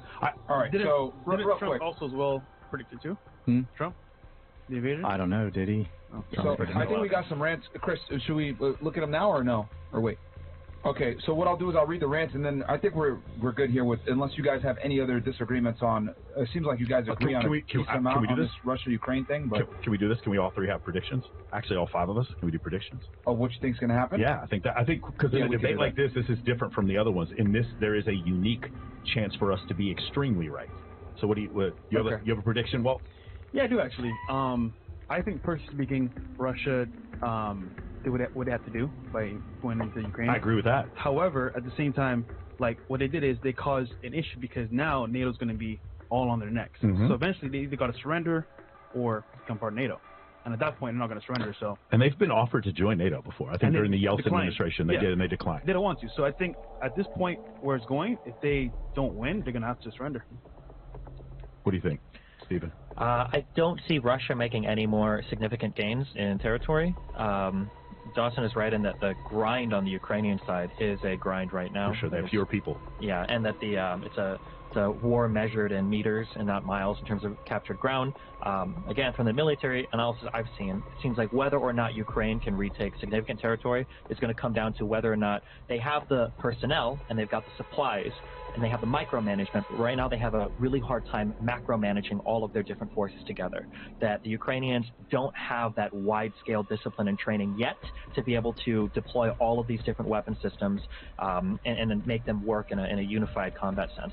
Assuming that they continue to improve there, they have an unlimited purse from the West, they probably have an unlimited desire in their citizens, because I think Ukrainians want to fight to defend Ukraine probably more than Russians want to fight to do whatever they're doing in Ukraine. So I feel like in a year from now, we'll have a pretty clear picture of what the time horizon is on Ukraine's victory. And I think a victory for Ukraine at the least includes recapturing the Donbass. I don't know about Crimea. I have a hard time believing they'll get that back, but who knows? Myron, what do you think? Who do you think? What do you predict? A year, 5 years? I think Russia's going to hold what they got, and pretty much Ukraine's going to be cut in half. Oh, well, not half. I mean, you can. I mean, yeah, Chris, if you can roughly it's like 15%. The entire eastern part of Ukraine will belong to Russia. Chris, if you can show that map, so that people could have an understanding. I think they're decisively winning the war slowly but surely, and I think that at this point, Ukraine isn't going to be able to regain the lost ground, from the east. Just so you guys see, that is before the war, and then there's the initial invasion. You see all the Sumy and Kharkiv have been taken by the Russians, and then this is the counteroffensive down there in the bottom left. So Kharkiv and Kherson have been taken back by Ukraine, and then this is where we are currently, right there with Bakhmut being taken by the Russians, and Mariupol is like far. A lot of people talk about the Mariupol thing. Mariupol is far inside of Russian territory, Russian taken territory. I don't think Kharkiv was taken. It was surrounded. Sumy was taken. Kharkiv was never in Russian. There was a commander in the Russian forces who put out an evacuation order. That's all I know. So again, we have the fog of war, but I've read a report that it was actually and then taken. you guys give your predictions, that we're going to switch over to 9/11. What is your prediction? Oh, I think they'll hold to Donbass. They'll take Liman. They may push up to Dnepr. They're not interested in Western Ukraine. And Ukraine's going to run out of personnel. I don't think the F-16 is going to be a game changer. I don't think the Ukrainian counteroffensive or offensive has been successful at all. They're getting wiped out. They could sharpen their discipline and be better at hybrid warfare, but Russian artillery has proven to be the king of the battlefield, and Ukraine doesn't have an answer for it. All right. Yeah, I think Ukraine is going to have an answer for artillery. I think they're going to have just as many pieces as the Russians are. Ready? My whole issue is this.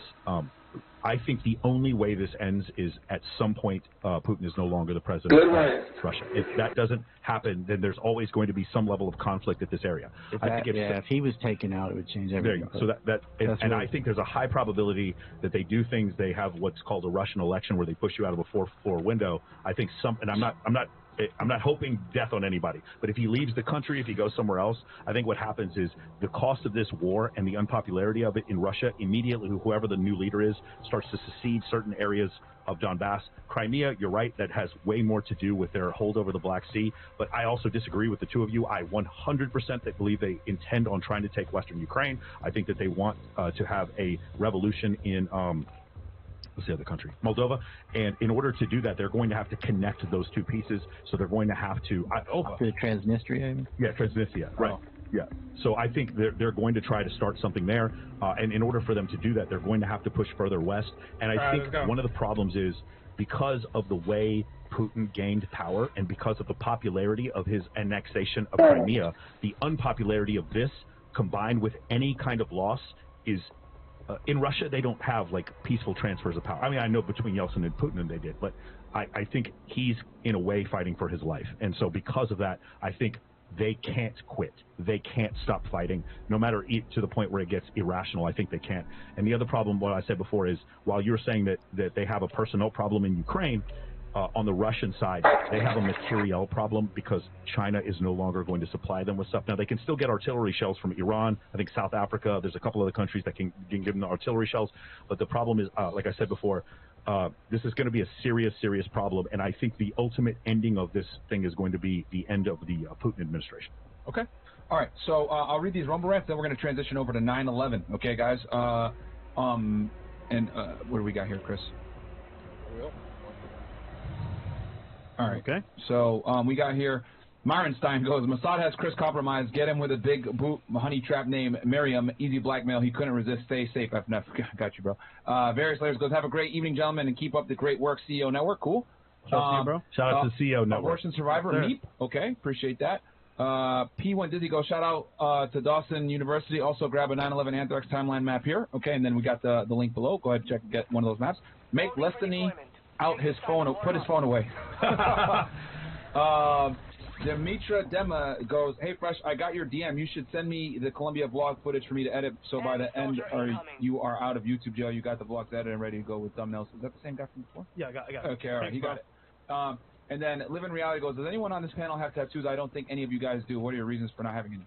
What the hell? You don't put bumper stickers on a Bentley. There you go. Oh, wait, what's that? Oh. That's pretty funny. Okay, that's a strange. Okay, what else here? That was it, Chris? Nope, caught up. Okay. Shout out to everyone that's been supporting the Tasting Day One, unlike someone on the panel. Oh yeah, we can talk about that too if you guys want. You still think they're guilty, Destiny? I think so, yeah. Okay.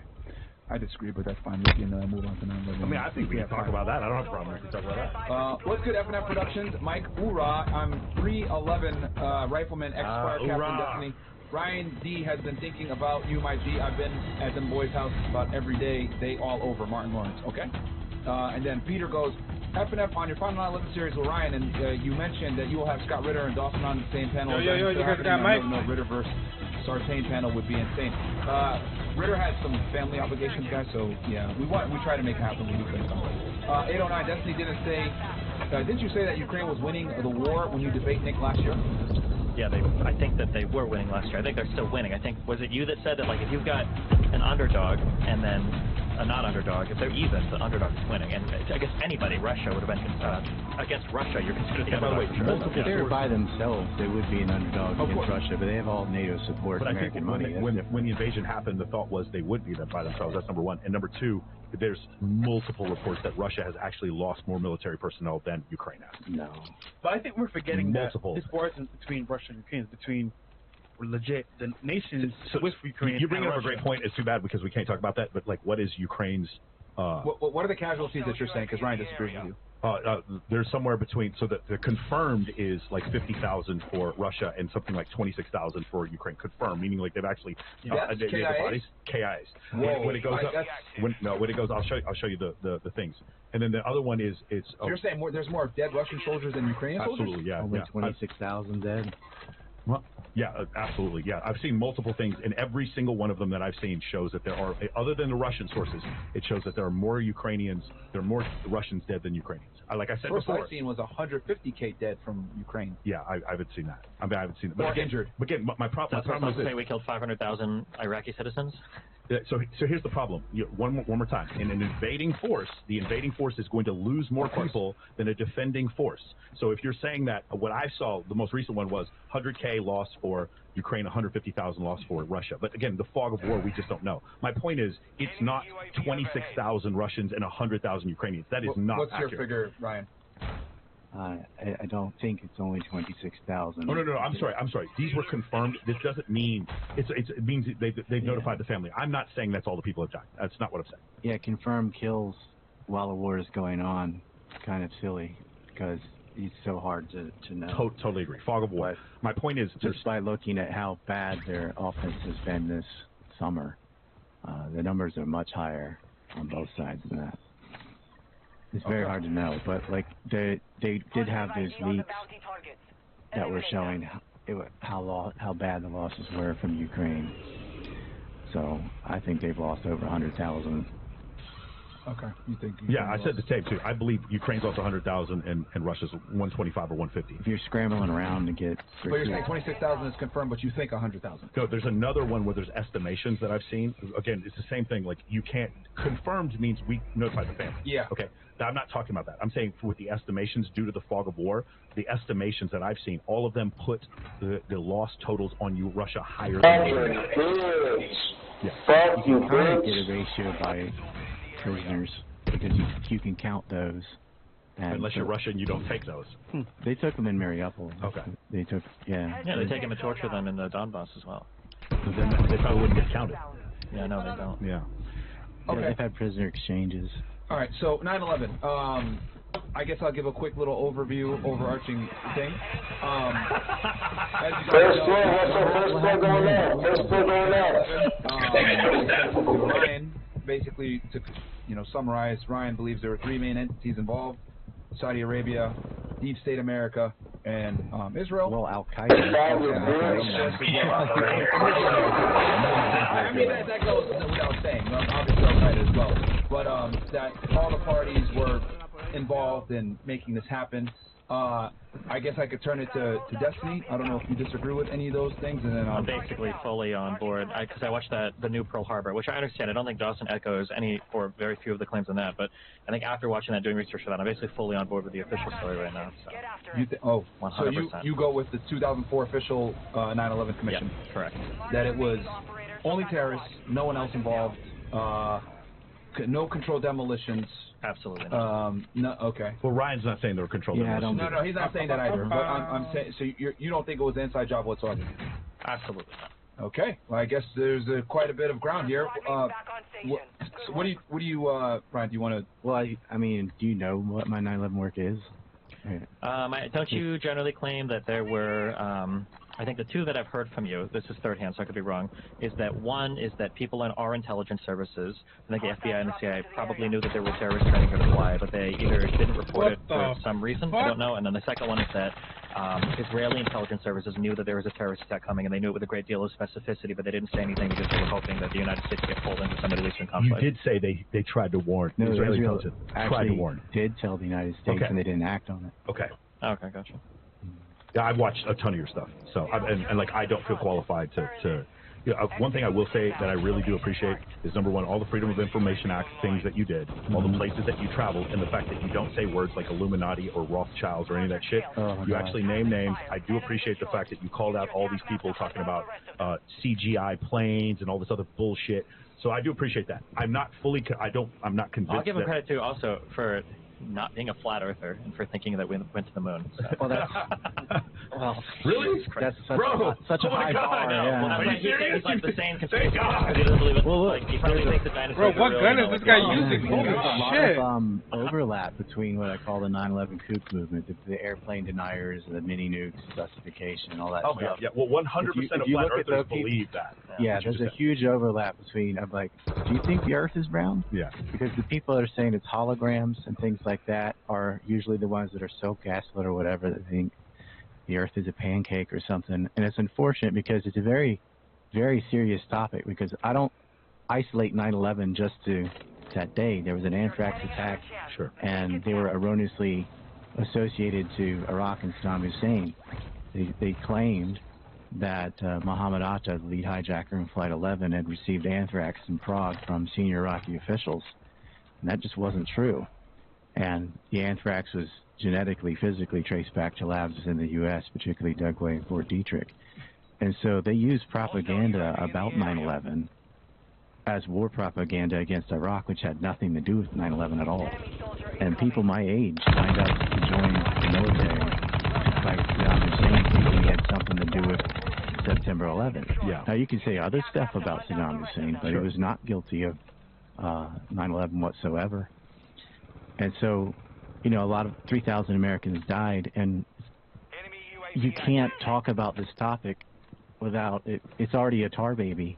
Because I don't use, if someone says, are you 9/11 truther? I'm like, no, because that label's been so bastardized. Yeah, like Alex Jonesified. That's like, oh yeah, Larry Silverstein's head bullet. You've all heard the kook stuff a million times. And so I can't even get my foot in the door to start mentioning, like, I can lay out the evidence, you can think whatever you want, but there's evidence for state involvement with Al-Qaeda and or foreknowledge. All right, so just to stay focused here. So, Destiny, you believe in the official story from 2004 with the 9/11 Commission. Ryan, I know you disagree with the 9/11 Commission significantly. Even some of the people that sat on that board, you said had ulterior motives to lie. What you have to realize, the 9/11 Commission wasn't the only investigation in 9/11. The Senate did one, the JAS report, which was much more in depth than the 9/11 Commission. The 9/11 Commission had all this fanfare. It was like theater almost. Look at this. And Lee Hamilton, who was also part of the Tower Commission for Iran-Contra, his partner in that was Dick Cheney. There would be room for bias there. But the JAS report did uncover the fact that money from the Saudi state was sent through intermediaries to at least two of the hijackers, Nawaf al-Hazmi and Khalid al-Mihdhar.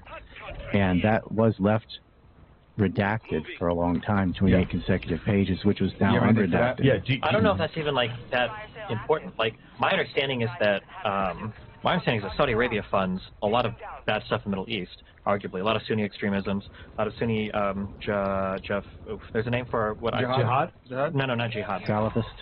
It might have been that one. Takfiri. But the Fatwa? The idea that, like, some people that were part of the original group of hijackers might have gotten money that came eventually from Saudi Arabia, it wouldn't surprise me if 100% of every group operating in the Middle East at some point is tied back to some kind of money coming from Saudi Arabia. That actually wouldn't surprise me. It's like Facebook. So you're saying it might be a coincidence that is Saudi Arabia? I'm saying that I think it would be really compelling if you could show that somebody with knowledge of the attacks happening in Saudi Arabia was specifically funding them with the intent to cause. That would be really compelling. And not funding other people. I think that would also be. It's almost like Facebook gives money to the Democrats and the Republicans, and so you're only going to remember one side. Yeah, but wouldn't it be a little strange that it's the Saudi Arabian intelligence that's doing this? So, because Ryan. Well, it's more specific than that because these men, the CIA. You said it was the wife of someone who was sending money. Was that that particular money trail I brought up. Energy drink for Ryan, man. Yeah, no, I'm sorry. Like, I had a 22-hour flight and then like a 4-hour drive down here. So, yeah, I'll try and yank you up or whatever. But Bandar Bush's wife sent it to Mueid Nauket, who was the wife of Omar Bayoumi, who gave it to Osama Basnan, who gave it to the hijackers. They also rented a house for them, lived with them, logistical support, financial support. But the details is, you're right, Saudi Arabia finances terrorists all over North Africa. They do that. And the U.S. is aware of a lot of that, and some of them are on the look-away list. But the specifics, these guys stayed with KSM at an Al-Qaeda summit meeting in Malaysia that we know that they knew about from WikiLeaks and from Operation Encore, as well as Private Manning. So cooperated several times. They spent the night with KSM, whose nephew was Ramzi Youssef, that attacked the World Trade Center in 1993. So the Al-Qaeda operatives meeting with the head, I mean, that's really above, that's the same level as Osama bin Laden. They knew they were in the U.S., used the real names, fast-track program out of Jeddah, knew they were going to flight schools. Yeah. And the FBI was also warned, because you have to put all this stuff together. There was an Iranian operative who spied on Afghanistan, who tells the FBI that they're already in the United States, that they're going to use airplanes, that these are the targets. It's not, Mike Fagili and others and translators, they squash this. It's not shared. The CIA doesn't share its information about the Al-Qaeda members that were meeting with KSM with the FBI. They say until August. I would argue they never told them. But it's not sure the FBI would have sprung into the action anyway. And this is something, if you could explain, because this is the compelling part, is why do you think the information wasn't shared? I think, to play devil's advocate, I think a lot of these three-letter agencies are very competitive with each other. And as petty as that sounds, and you DHS, like, you would say, like, why wouldn't you do this? They're going to attack America, but they want to be the one to get the guy. But isn't that negligence instead of nefariousness? It's negligence then. I mean, so what? Like, well, that's a bad night and day. There's a night and day difference between, like, if my child got sick because I... Yeah, I will give you the case of why I think it's more than. Well, I just want to give you an example. Can you keep up with all the names he's been naming? You've had him on here 4 times. If we asked you to recite all the names that he's told you before, could you recite them? Not all, but okay. I can go very slowly. Like no, it's not about going slowly. I want you to consider a federal agent who's underpaid and overworked, who makes $50,000 a year back then, who has a wife at home, and instead of one whiteboard with a couple of guys who went to flight school, there's 50 whiteboards. And I have to, if you could show me that this was the only intelligence that they had, and they deliberately tried to not look at it, that'd be fine. But like, there's just too many threat assessments, and there's too many people. And we're white Americans generally, right? Yeah. Like, these names are not like, oh, it's Jake Tapper, it's Dave Smith, it's like Muhammad Al-Zawahi. It's like you're fucking, I don't know. Yeah, that's my only point. Is that like, could you see negligence happening in that case? I can absolutely. I'm not married to say it, but it's not just hinged on that one example I gave. So it's like, it's a holistic thing. And I was kind of agnostic on this for a long time. I like, it is the government. I mean, it could be, they could fuck it up. Absolutely could be incompetence. Had no clue it was coming. Should have. Here's all these warnings. Here's all these clear red flags. But it is the government. And you'd be amazed at how it's not run the way the TV shows show us with CSI and Law and Order, and they're going through forensic evidence and got the DNA, and I found his reflection in this picture, zoom in here. It's, most policing is just road pirates, speeding and parking tickets, and a lot of the intelligence the U.S. lacks linguistics, and they rely heavily on the Saudis and the Israelis because we don't have enough Arab speakers, we don't have enough Farsi speakers. And so it's very easy for foreign operatives to hide information or translators that didn't want to give the example. Like there was a blueprints of high-rise buildings sent to Baluchistan by a carrier. And when you translate stuff, there's like the verbatim and there's the summary. Now, real estate in New York didn't mean anything until after 9/11. After 9/11, you want to go back and say, shouldn't we get the verbatim of this transcript? Because they're talking about high-rises in New York, and it was sent by a courier, so you don't want any electronic interception stuff. This would be something we need to relook at. But they didn't want the embarrassment of that field office making that mistake. Like, nobody wants to own up to anything incompetent. So there's a lot of room to show it could be a series of screw-ups on all these different departments. Is absolutely possible. But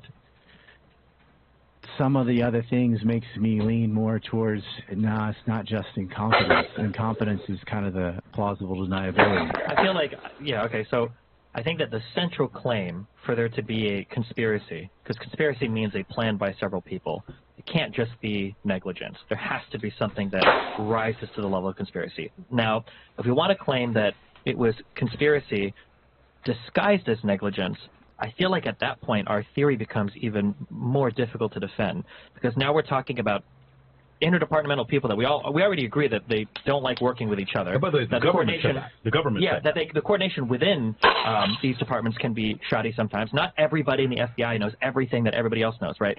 We're talking about now some sort of plan that is roping together different departments and different members in the department to conceal certain information from other, like, at that level, the coordination required would just be unfathomable. It would probably be the largest U.S., like, past like the Manhattan Project, be one of the largest U.S.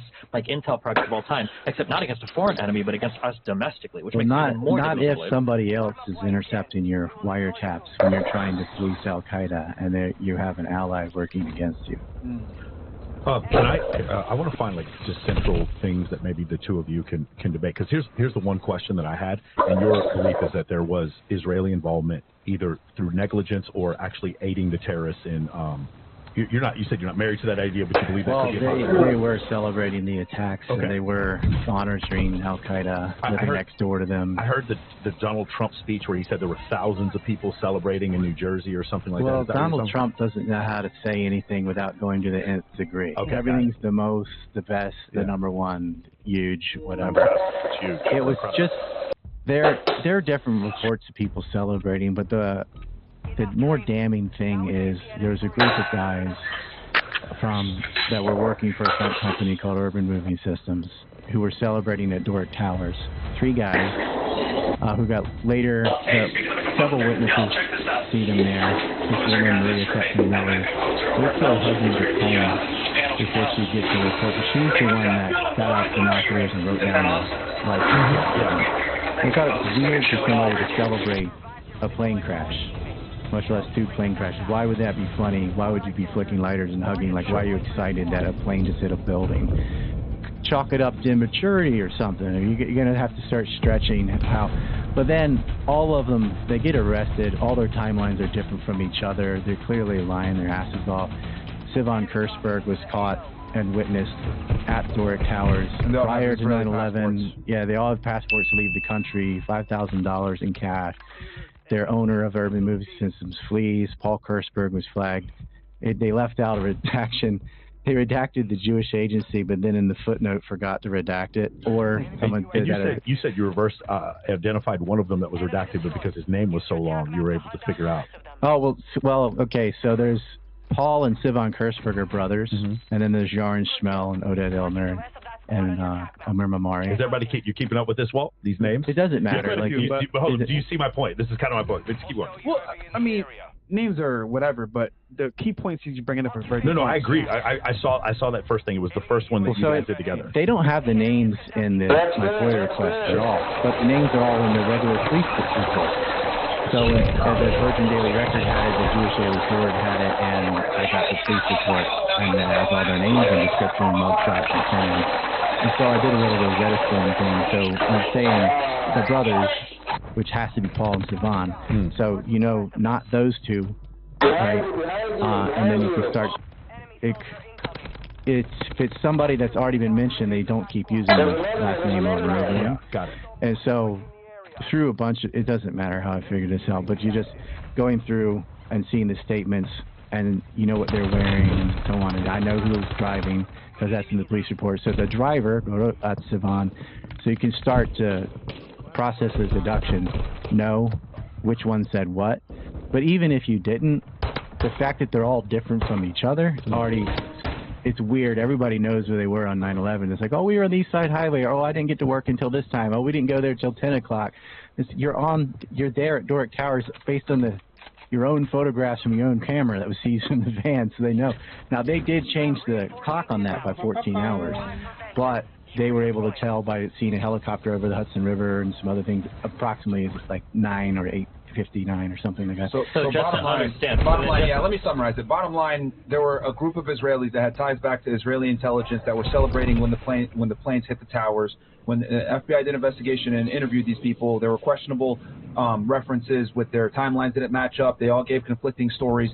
Some of them had the CIA records check show that I think 2 of them were tied back to the Jewish agency, and then they all had Israeli passports, and they were determined to be leaving the United States shortly after 9/11. Yeah.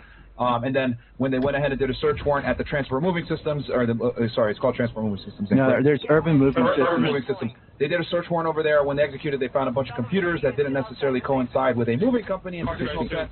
And the person that owned it was a guy named Dominic Suter. Dominic Suter fled the United States shortly thereafter. He's officially a suspect in 9/11 by our own FBI. Dominic Suter was. That's the summarized version. But of it gets worse though, because they've got a notepad of these other moving companies. There's 6 of them, and one of them Classic International Movers. The Movers White Glove doesn't matter. But the Miami field office contacted the Newark office saying that Classic International Movers had given logistical support to a 9/11 hijacker. Maybe it was Omar, he's in the ATM photo of Muhammad Atta. I got ready to say Omar Bayoumi because I'm tired, but it's a similar name. Who's the guy? Well, let's give Dustin, Destiny a chance. That's the summary. Destiny, do you have anything to refute that? I guess so. So then the argument is that, do you think that these guys knew about the bombings in advance? It's not bombings. It's the 9/11 attacks in advance, the plane crash. Yes, they knew the terrorist plot in advance. So then there's a group of 5 Israelis that have ties to the Mossad that knew the 9/11 attacks were going to happen. And then these guys go out onto a roof in we New don't York know that City, it's Mossad. or Israeli intelligence, whoever they are, they're well connected. These guys decide to go onto a roof and have a party, knowing everything they know in New York City after the 9/11 attacks, and then that's how we get some key insight that Israel must have been involved beforehand. Like, I know that you present the other story that is so wacky that this guy had $4,700 in cash, and one of these guys fled to Israel, and that is pretty wacky. There's some wacky stuff, but I feel like none of that is remotely as wacky as the idea that these guys all knew this was going to happen. They were like, we should go up and throw a party on the rooftop where anybody can see us. Well, they weren't. That's, people call them rooftop Israelis, but Doric Tower is on a ledge in New Jersey, so we can see. So it was just in the parking lot, and there's buildings and stuff, and like a swimming pool, and just like a fence and a parking lot. Have you ever been to like Hoboken, New Jersey? Probably. I don't know so the like, building names. There's some cities in New Jersey where you can clearly see the New York skyline. Sure, but my understanding is originally that's where they were seen. Yeah. Weren't they filming on the rooftop? Like outside? No, it's no rooftop. So what it is. Well, maybe it's not a rooftop, but it was an area that could be seen by other people in the city. Right? It's like donuts with the Doric Tower. So only people in Doric Tower would be able to see them, and people in Doric Tower did see them. Wouldn't that be really stupid? Yes, it is. Wouldn't it be crazy if like the largest like espionage act in maybe all of human history was exposed because those guys were doing that? Yeah. Okay. But that's the thing. Most people kept their composure and didn't get caught on film, and they almost got away with it. If that woman had not called the cops, no one would have known. The other people that saw them came forward. Yeah, I saw the van there early. I thought it was weird because it was parked diagonally. It was just facing the World Trade Center. It wasn't even parked. So they weren't moving anyone out of the tower either.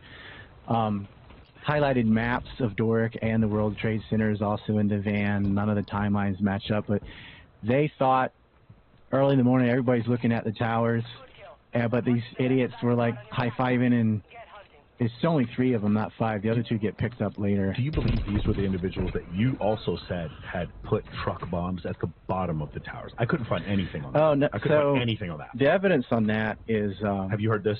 The truck bombs at the bottom of the tower? I don't think these people had anything. I don't think these are crack Mossad or anything because of the way they screwed up. It's just...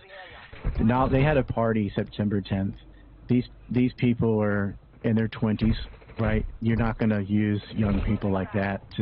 But you had... moving companies had been used to spy on Arab terrorists, and art students I can explain later. But they knew what was going down. Something big's going to happen today. They're there. They planned where to park, where to view, and foolishly enough, gave each other high fives and flicked lighters. They got back and left. People saw them do it. Wouldn't it be the case that so in this industry, 2 people can know something, 4 people can know something, but 10 people can't know a secret? Because 10 people know a secret, everybody knows it. This is true in the YouTube world and it's true in the stream world, and everybody will tell you.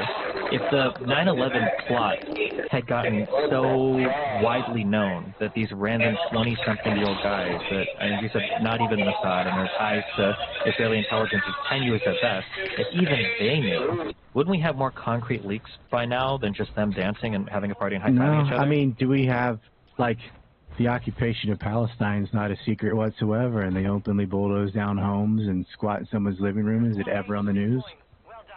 No, wait, hold on, wait. No. One, Palestine shows up on the news all the time. The Al-Aqsa Mosque is like, yeah, of course. So number one, that is true. Number two, that's different. These are openly warring. I don't think, you have if you can hide an ongoing military occupation and annexation and colonization of people, because that's never explained on TV. Wait. Who's hiding it? Everybody knows about settlements in the West Bank. No, they don't. They ought to. Ask around in the United States, like, did you know that they might not know. If they don't know it, it's because of ignorance, because of lack of reporting. I think, like every time Israel has gone in and shot missiles into Syria, it'll be in the written news. It's never on TV. There's never a talking head that said, yeah, they just attacked. We're getting lost. I'm not talking about like what an average person that only browses Facebook sees. I'm talking about like how many people and how hidden is a particular thing. Would you agree that like the settlements in the West Bank aren't hidden? That's not hidden. Like, right? We're not saying that. You can't hide the settlements in the West Bank any better than they're hiding it. Like every time if they go down and smash a few houses today, it's not going to be on TV.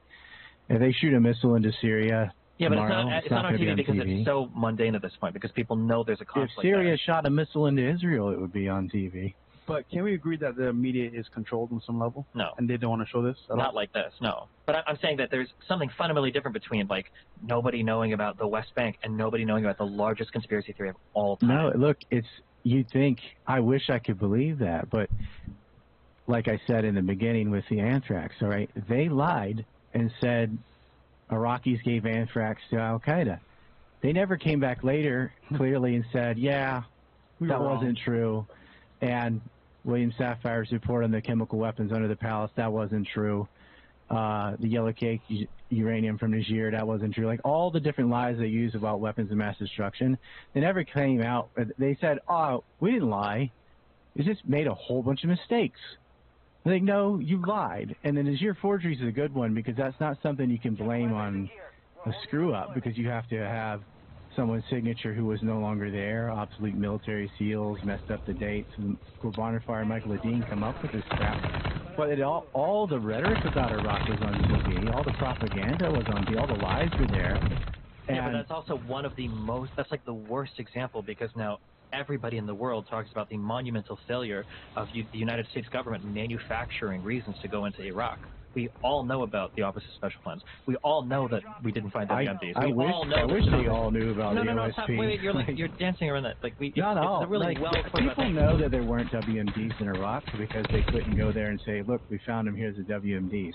They don't know the history of the Office of Special Plans. Sure, they might not know, but like I can go on Wikipedia and look it up. It's not a secret. I can go on Google it and find 52 websites that are talking about it, right? You can Google about the anthrax and know that didn't happen but either. But I can't Google about the 9/11 plan that was so wide open that even random 20-something surveillance people in the United States knew about it, and then were caught because they were throwing a party that they'd planned in advance.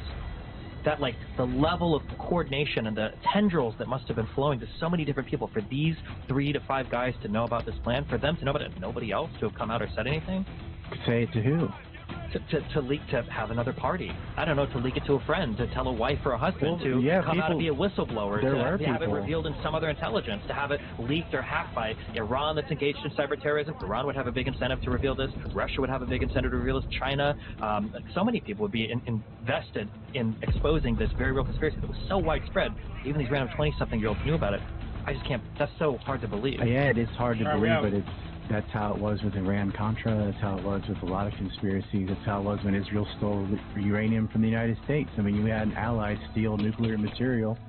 Hardly anybody knows that happened. Was it really stealing? Yeah. Oh, you're talking about Los Alamos, or you're talking about in 67? No, I'm talking about NUMAC in Apollo, Pennsylvania, where they took highly enriched uranium and sent it to Israel. Okay. Do you have anything else? Like, Israel constantly can do almost anything in the United States. I mean, they spied on Donald Trump with stingrays. Well, no. It was like a one-day story. You're explaining a lot of different things, okay? For like, we have to look at where the incentives are and how people would act. Israel stealing nuclear secrets from the United States is not good, but the United States is probably going to feel a lot different about that than Israel being complicit in a terror attack on U.S. citizens. Those are two very different things. I am talking about the coverage of it. I mean, if you have if anybody else has stolen nuclear material from the United States, it wouldn't stand. That's probably true. But again, I'm saying where the incentives lie, it's obvious that even if it's a bad thing, why the United States wouldn't attack arguably its like most treasured ally in the Middle East. We can understand that without there needing to be a nefarious explanation on the U.S. side. But there's and we can understand why Israel would probably want to acquire nukes as well, given how. I get why they wanted nukes. I understand. Without getting too deep in that, but I'm saying that for Israel to have knowledge and to be basically complicit in a terror attack on U.S. citizens, for so many people in intelligence to know that, and nobody has leaked or whistleblown, nobody's known about that. That's impossible. Well, it's not nobody. I mean, they just classify all the information. It was hard for me to get the information that I got. Took almost 15 years. Damn. They're not forthcoming with this kind of stuff. But we wouldn't rely on the government. We would rely on a leaker or a whistleblower or somebody. Because you acknowledge this would be the grandest plot in probably all of human history. We did get whistleblowers and leakers, like I was saying with Private Manning. That's how we learned that the CIA did know that they bet KSM. Like, they were hiding that until then. Yeah, but we didn't get any nefarious leaks, right? An error in intel probably occurs more than anybody, or maybe you might know about it, but probably more than any of us know there are errors in intel. But that's not a nefarious plot. And even at the beginning of this, you said it might be that maybe the FBI and the CIA dropped the ball and they screwed up on something. So your stance is you don't think Israel was involved because it would have been too much of a ridiculous task to be able to keep that a secret that they were involved in the worst terrorist attack? It wouldn't, like, just on its face from what I know of 9/11, if somebody were to say that there were some people in the Israeli intelligence that might have had an inkling that something was coming and they decided not to share it or whatever, I might be able to believe that. But if you're going to tell me that so many people in Israeli intelligence knew that it had gotten to random 20-something-year-olds in the United States, by that point, everybody would know. All of U.S. intelligence and all of Five Eyes would know. Who knows who else in the Middle East would have an idea? There's no way that these guys would know, nobody else would know. And it's just like saying, well, you know, Al-Qaeda did this, 20 guys, and kept it secret. Nobody else knew. A lot of them did know. There was a lot of information that showed that this plot was coming, and nothing was done about it. And after the fact, it's like they don't want to embarrass an ally. I mean, Israel has the ability to intercept telecommunications. They were following the hijackers around. They claimed that they did warn the United States and nothing was done about it. There's the Otago messenger, this Israeli messenger, where people were warned not to go to work in the World Trade Center. They left us fucking alone again. Forward and did tell the authorities, hey, I got messages telling me not to go to the World Trade Center from this Israeli messaging app. It's kind of like AIM back in the day. Oh. And people did say all these things. It didn't matter. They wanted war of the rock. And where did the bogus intel come out saying they met in Prague? It came from the Israelis. Israeli security forces said they witnessed a transfer of anthrax to Mohammed Atif and senior Iraqi officials. They couldn't have because there was no meeting in Prague. But they lied. And then the notes said death to America, death to Israel. And it all gets blamed on Stephen Hatfield for a while, and then Bruce Ivins, and he killed himself or was suicided before there was ever a trial. And no one seems to be interested in saying, well, aren't you mad that the Israelis and Czechs said that they witnessed this meeting when there was no meeting, and Al-Qaeda didn't have anthrax, and turns out Iraq didn't have it either, but it dovetailed with another lie about mobile weapons labs from Judith Miller. That's the one making that stuff, and Colin Powell goes to the UN and says, well, they're in violation of UN Resolution 1441, stipulates the can of WMDs, and what's he do? He holds up a vial of anthrax. Like, the whole case came down to this bogus intel from the Israelis. Now, we all know today that Iraq didn't have WMDs, but you know what people think? They think, oh, they just lied about WMDs because they want to go to Iraq and get the oil. They do not say that the Israelis lied to us about anthrax and da-da-da-da-da. Just a couple things. First thing is the whole idea of Bradley Manning, call him Private Manning. I know why. Because now it was Bradley Manning when the leaks were made. Yeah, I was in the military when it happened. This is not my podcast, so I'm. No, you understand. Yeah, so just for those of you who don't know, Bradley Manning is now Chelsea Manning, and used to be Private Manning. This is the reason why the SIPRNet computers in the SCIFs all over our country and our bases don't have USB ports anymore specifically. Yeah, but just to keep things focused, do you guys have a disagreement with anything he just said? As far as he listed a bunch of things, the coincidences as to why there was foreign involvement from Israel. This actually is my point. My point was it's hard to keep a secret. Bradley Manning is proof of that. Julian Assange is proof of that. So that goes kind of towards his point. It's like once you have, it becomes exponentially harder to keep the secret the more people there are. What I agree. It is hard to keep a secret, and it wasn't kept a secret, and it doesn't matter. It didn't matter about the WMDs either. Lots of people, I was saying they don't have WMDs because if they did, they would provide evidence for it. They never did. I think that's a big problem where, and this is always, it's really hard to keep up. It's always been my criticism of Ryan is that like there's like 5 or 10 different things we get brought up, but all of them are like kind of half true. So like that Israeli messaging app that you brought up, people weren't told not to go into the World Trade Center. There were a couple Israelis, citizens in Tel Aviv that got anonymous messages 2 hours before the terror attack saying a terror attack would happen somewhere. They didn't even report that to their employer until the terrorist attack in 9/11 actually happened. So it's not like all these Israeli people got messages on their cell phone saying don't go to work. So that was completely not true. There are people in New York. Now there might be other, but I think that specifically you just made is totally not true. I don't know every single other claim you've made, but made up a claim and then attacked the straw man. I'm not talking about people in Tel Aviv. I'm talking about people in New York. Yeah, but you mentioned that Israeli messaging app. The 2 messages that came to the Israeli messaging app, they had an anti-Semitic slur. They were in English and they were delivered to 2 men in Tel Aviv, and they didn't even report that message to their employer. That's a story you just looked up right now on your phone. As opposed to a story that you just made up that has no story to it. I mean, like, a fact is a fact. I know you can be upset that I can fact check you, but it's just not true. You just said it's a lie. It is true. I'm not lying. Where would I look it up if I were to look for that story? Hold on. Okay, so, sorry, Brian, go ahead and rebut back to that. I mean, I think we should just get rid of the damn phones. It's like there's gonna be. Look, they're gonna run out. Wait, why would you say that? I mean, if you want to look anything about Ukraine, Russia, or whatever, you feel free to. At the end of the day, we should only be here in service of the facts. If we want to debate our egos. I mean, like we can. No, I don't have to memorize like the most conspiracy theories, but I mean, like, you spent like 20 years working on this. You should be like because I came here from Asia. My phone doesn't work in the United States. You can use mine if you want. You want to look up? You can look up stuff. Or you could have a sim. It just becomes a war of Googling. Yeah, no. And I like. Wait, why would a war of Googling matter if the facts are on your side? Because what? Hey, it's not. You could say I got kicked out and I joined. There's a whole bunch of apologists for like make excuses, and I'm just gonna spend the whole day going, "Yep, I've heard that." No, like I know exactly what you're gonna say. Same thing with like the whole Israeli-Palestine conflict. They go, "Oh yeah, well we're the only democracy." Like they have all this Frank Luntz talking points and stuff. And it's like, what I'm saying doesn't hinge on what you think it hinges on. Yeah, but what it ultimately ends up hinging on is like 15 loosely connected stories that when you start to look at every single one, it's like, this is probably a coincidence, this is probably bullshit, this is only half true, this didn't happen at all, and now you've like, it's like the 2007 crisis where you've created like these CDOs out of all these like bullshit investments, but somehow you think it's a really good one because you've got a lot of them together. And I feel like, because like if we were to ask for, what is the smoking gun for the 9/11 attacks for Israel knowing about them? Like, what is the smoking gun evidence? Come over here, Or is it just like there were guys dancing, there was messages on an app, some guys didn't go into work? Because this is the evidence for the largest conspiracy of all of human history. The biggest one. Not the biggest one. Okay, sorry. The second biggest one. Ring the bell. I wasn't thinking of that. That's the third biggest one. I'm just trying to make sure that so you're saying that there was a messaging app that notified people that were in New York that terrorist attacks were looming. Destiny's disagreeing with that. That's just like extra evidence. Like I said, the more hard-hitting things is our own FBI saying that this moving company with people, celebrating, and they're all Israeli and it's from company and their timelines don't match up. When you have people, if they were just dancing, you could chalk that up to immaturity or something. Yeah. But when you've got 5 different timelines of them all lying about where they were when the attacks took place and denying that they were there, then it starts getting, your story's not adding up. Then when you find out from the FBI saying, did you know one of these moving companies actually took a hijacker from Florida to New York? That's pretty bad.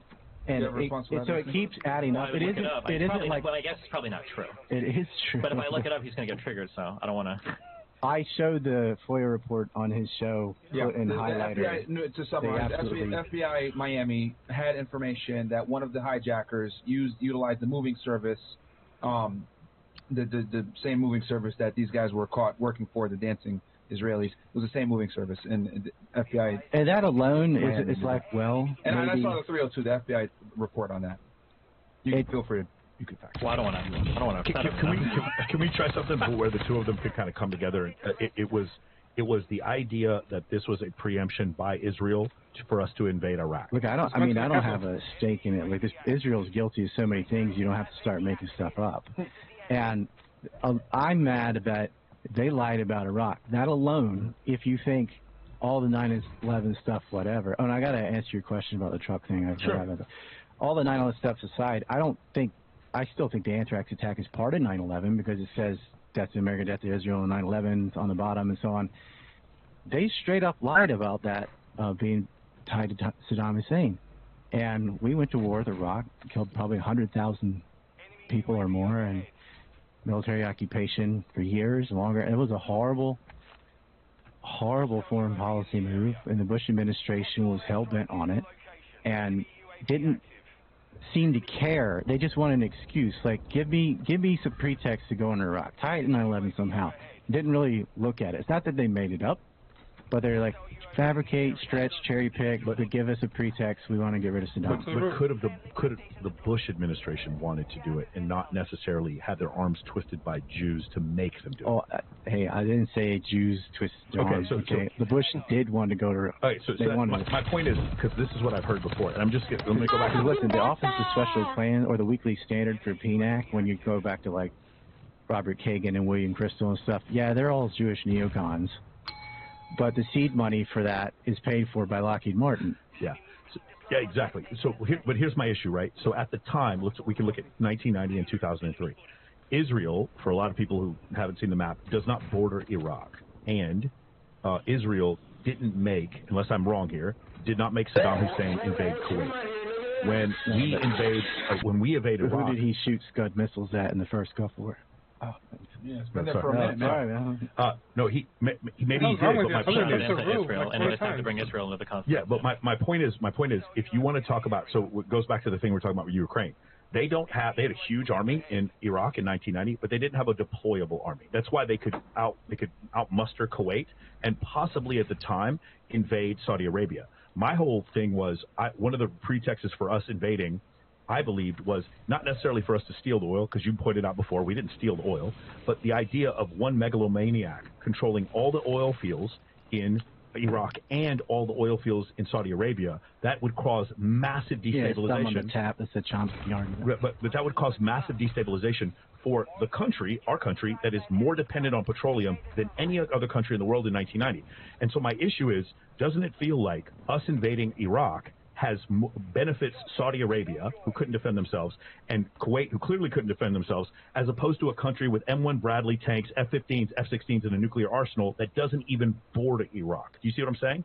That's my only issue. Saudi Arabia absolutely had benefited with the war in Iraq, too. Yeah. And Saudi Arabia's fingerprints are also all over 9/11.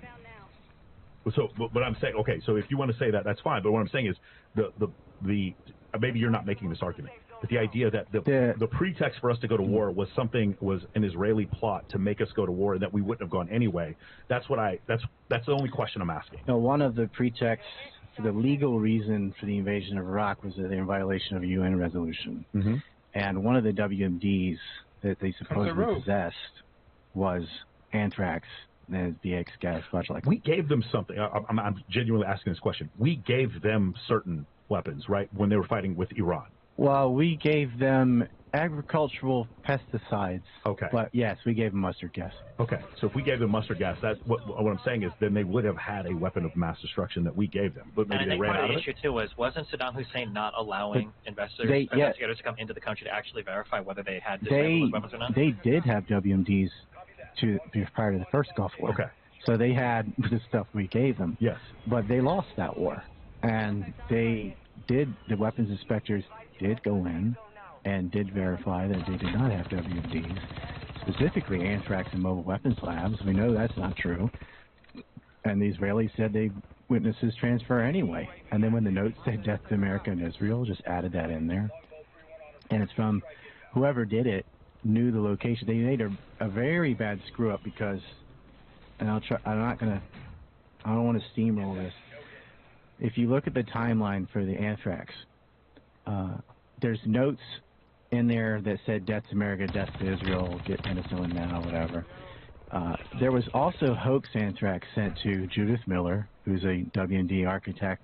She said 1993 bombing was Iraq. She said Oklahoma City was Iraq. She's Iraq. David Leibowitz was a lawyer for the Mossad. Why did you kill yourself? Holy shit, dude. We have the best position ever. Tight relationship Zionist. She gets hoax anthrax, and the note in her anthrax was the same as the note sent in real anthrax to Tom Brokaw. They sent 2 letters to him. They also sent Patrick Leahy, with the Leahy Amendment, which would forbid military aid to Israel, and to Daschle. But anyway, they said, oh no, that's a copycat attack.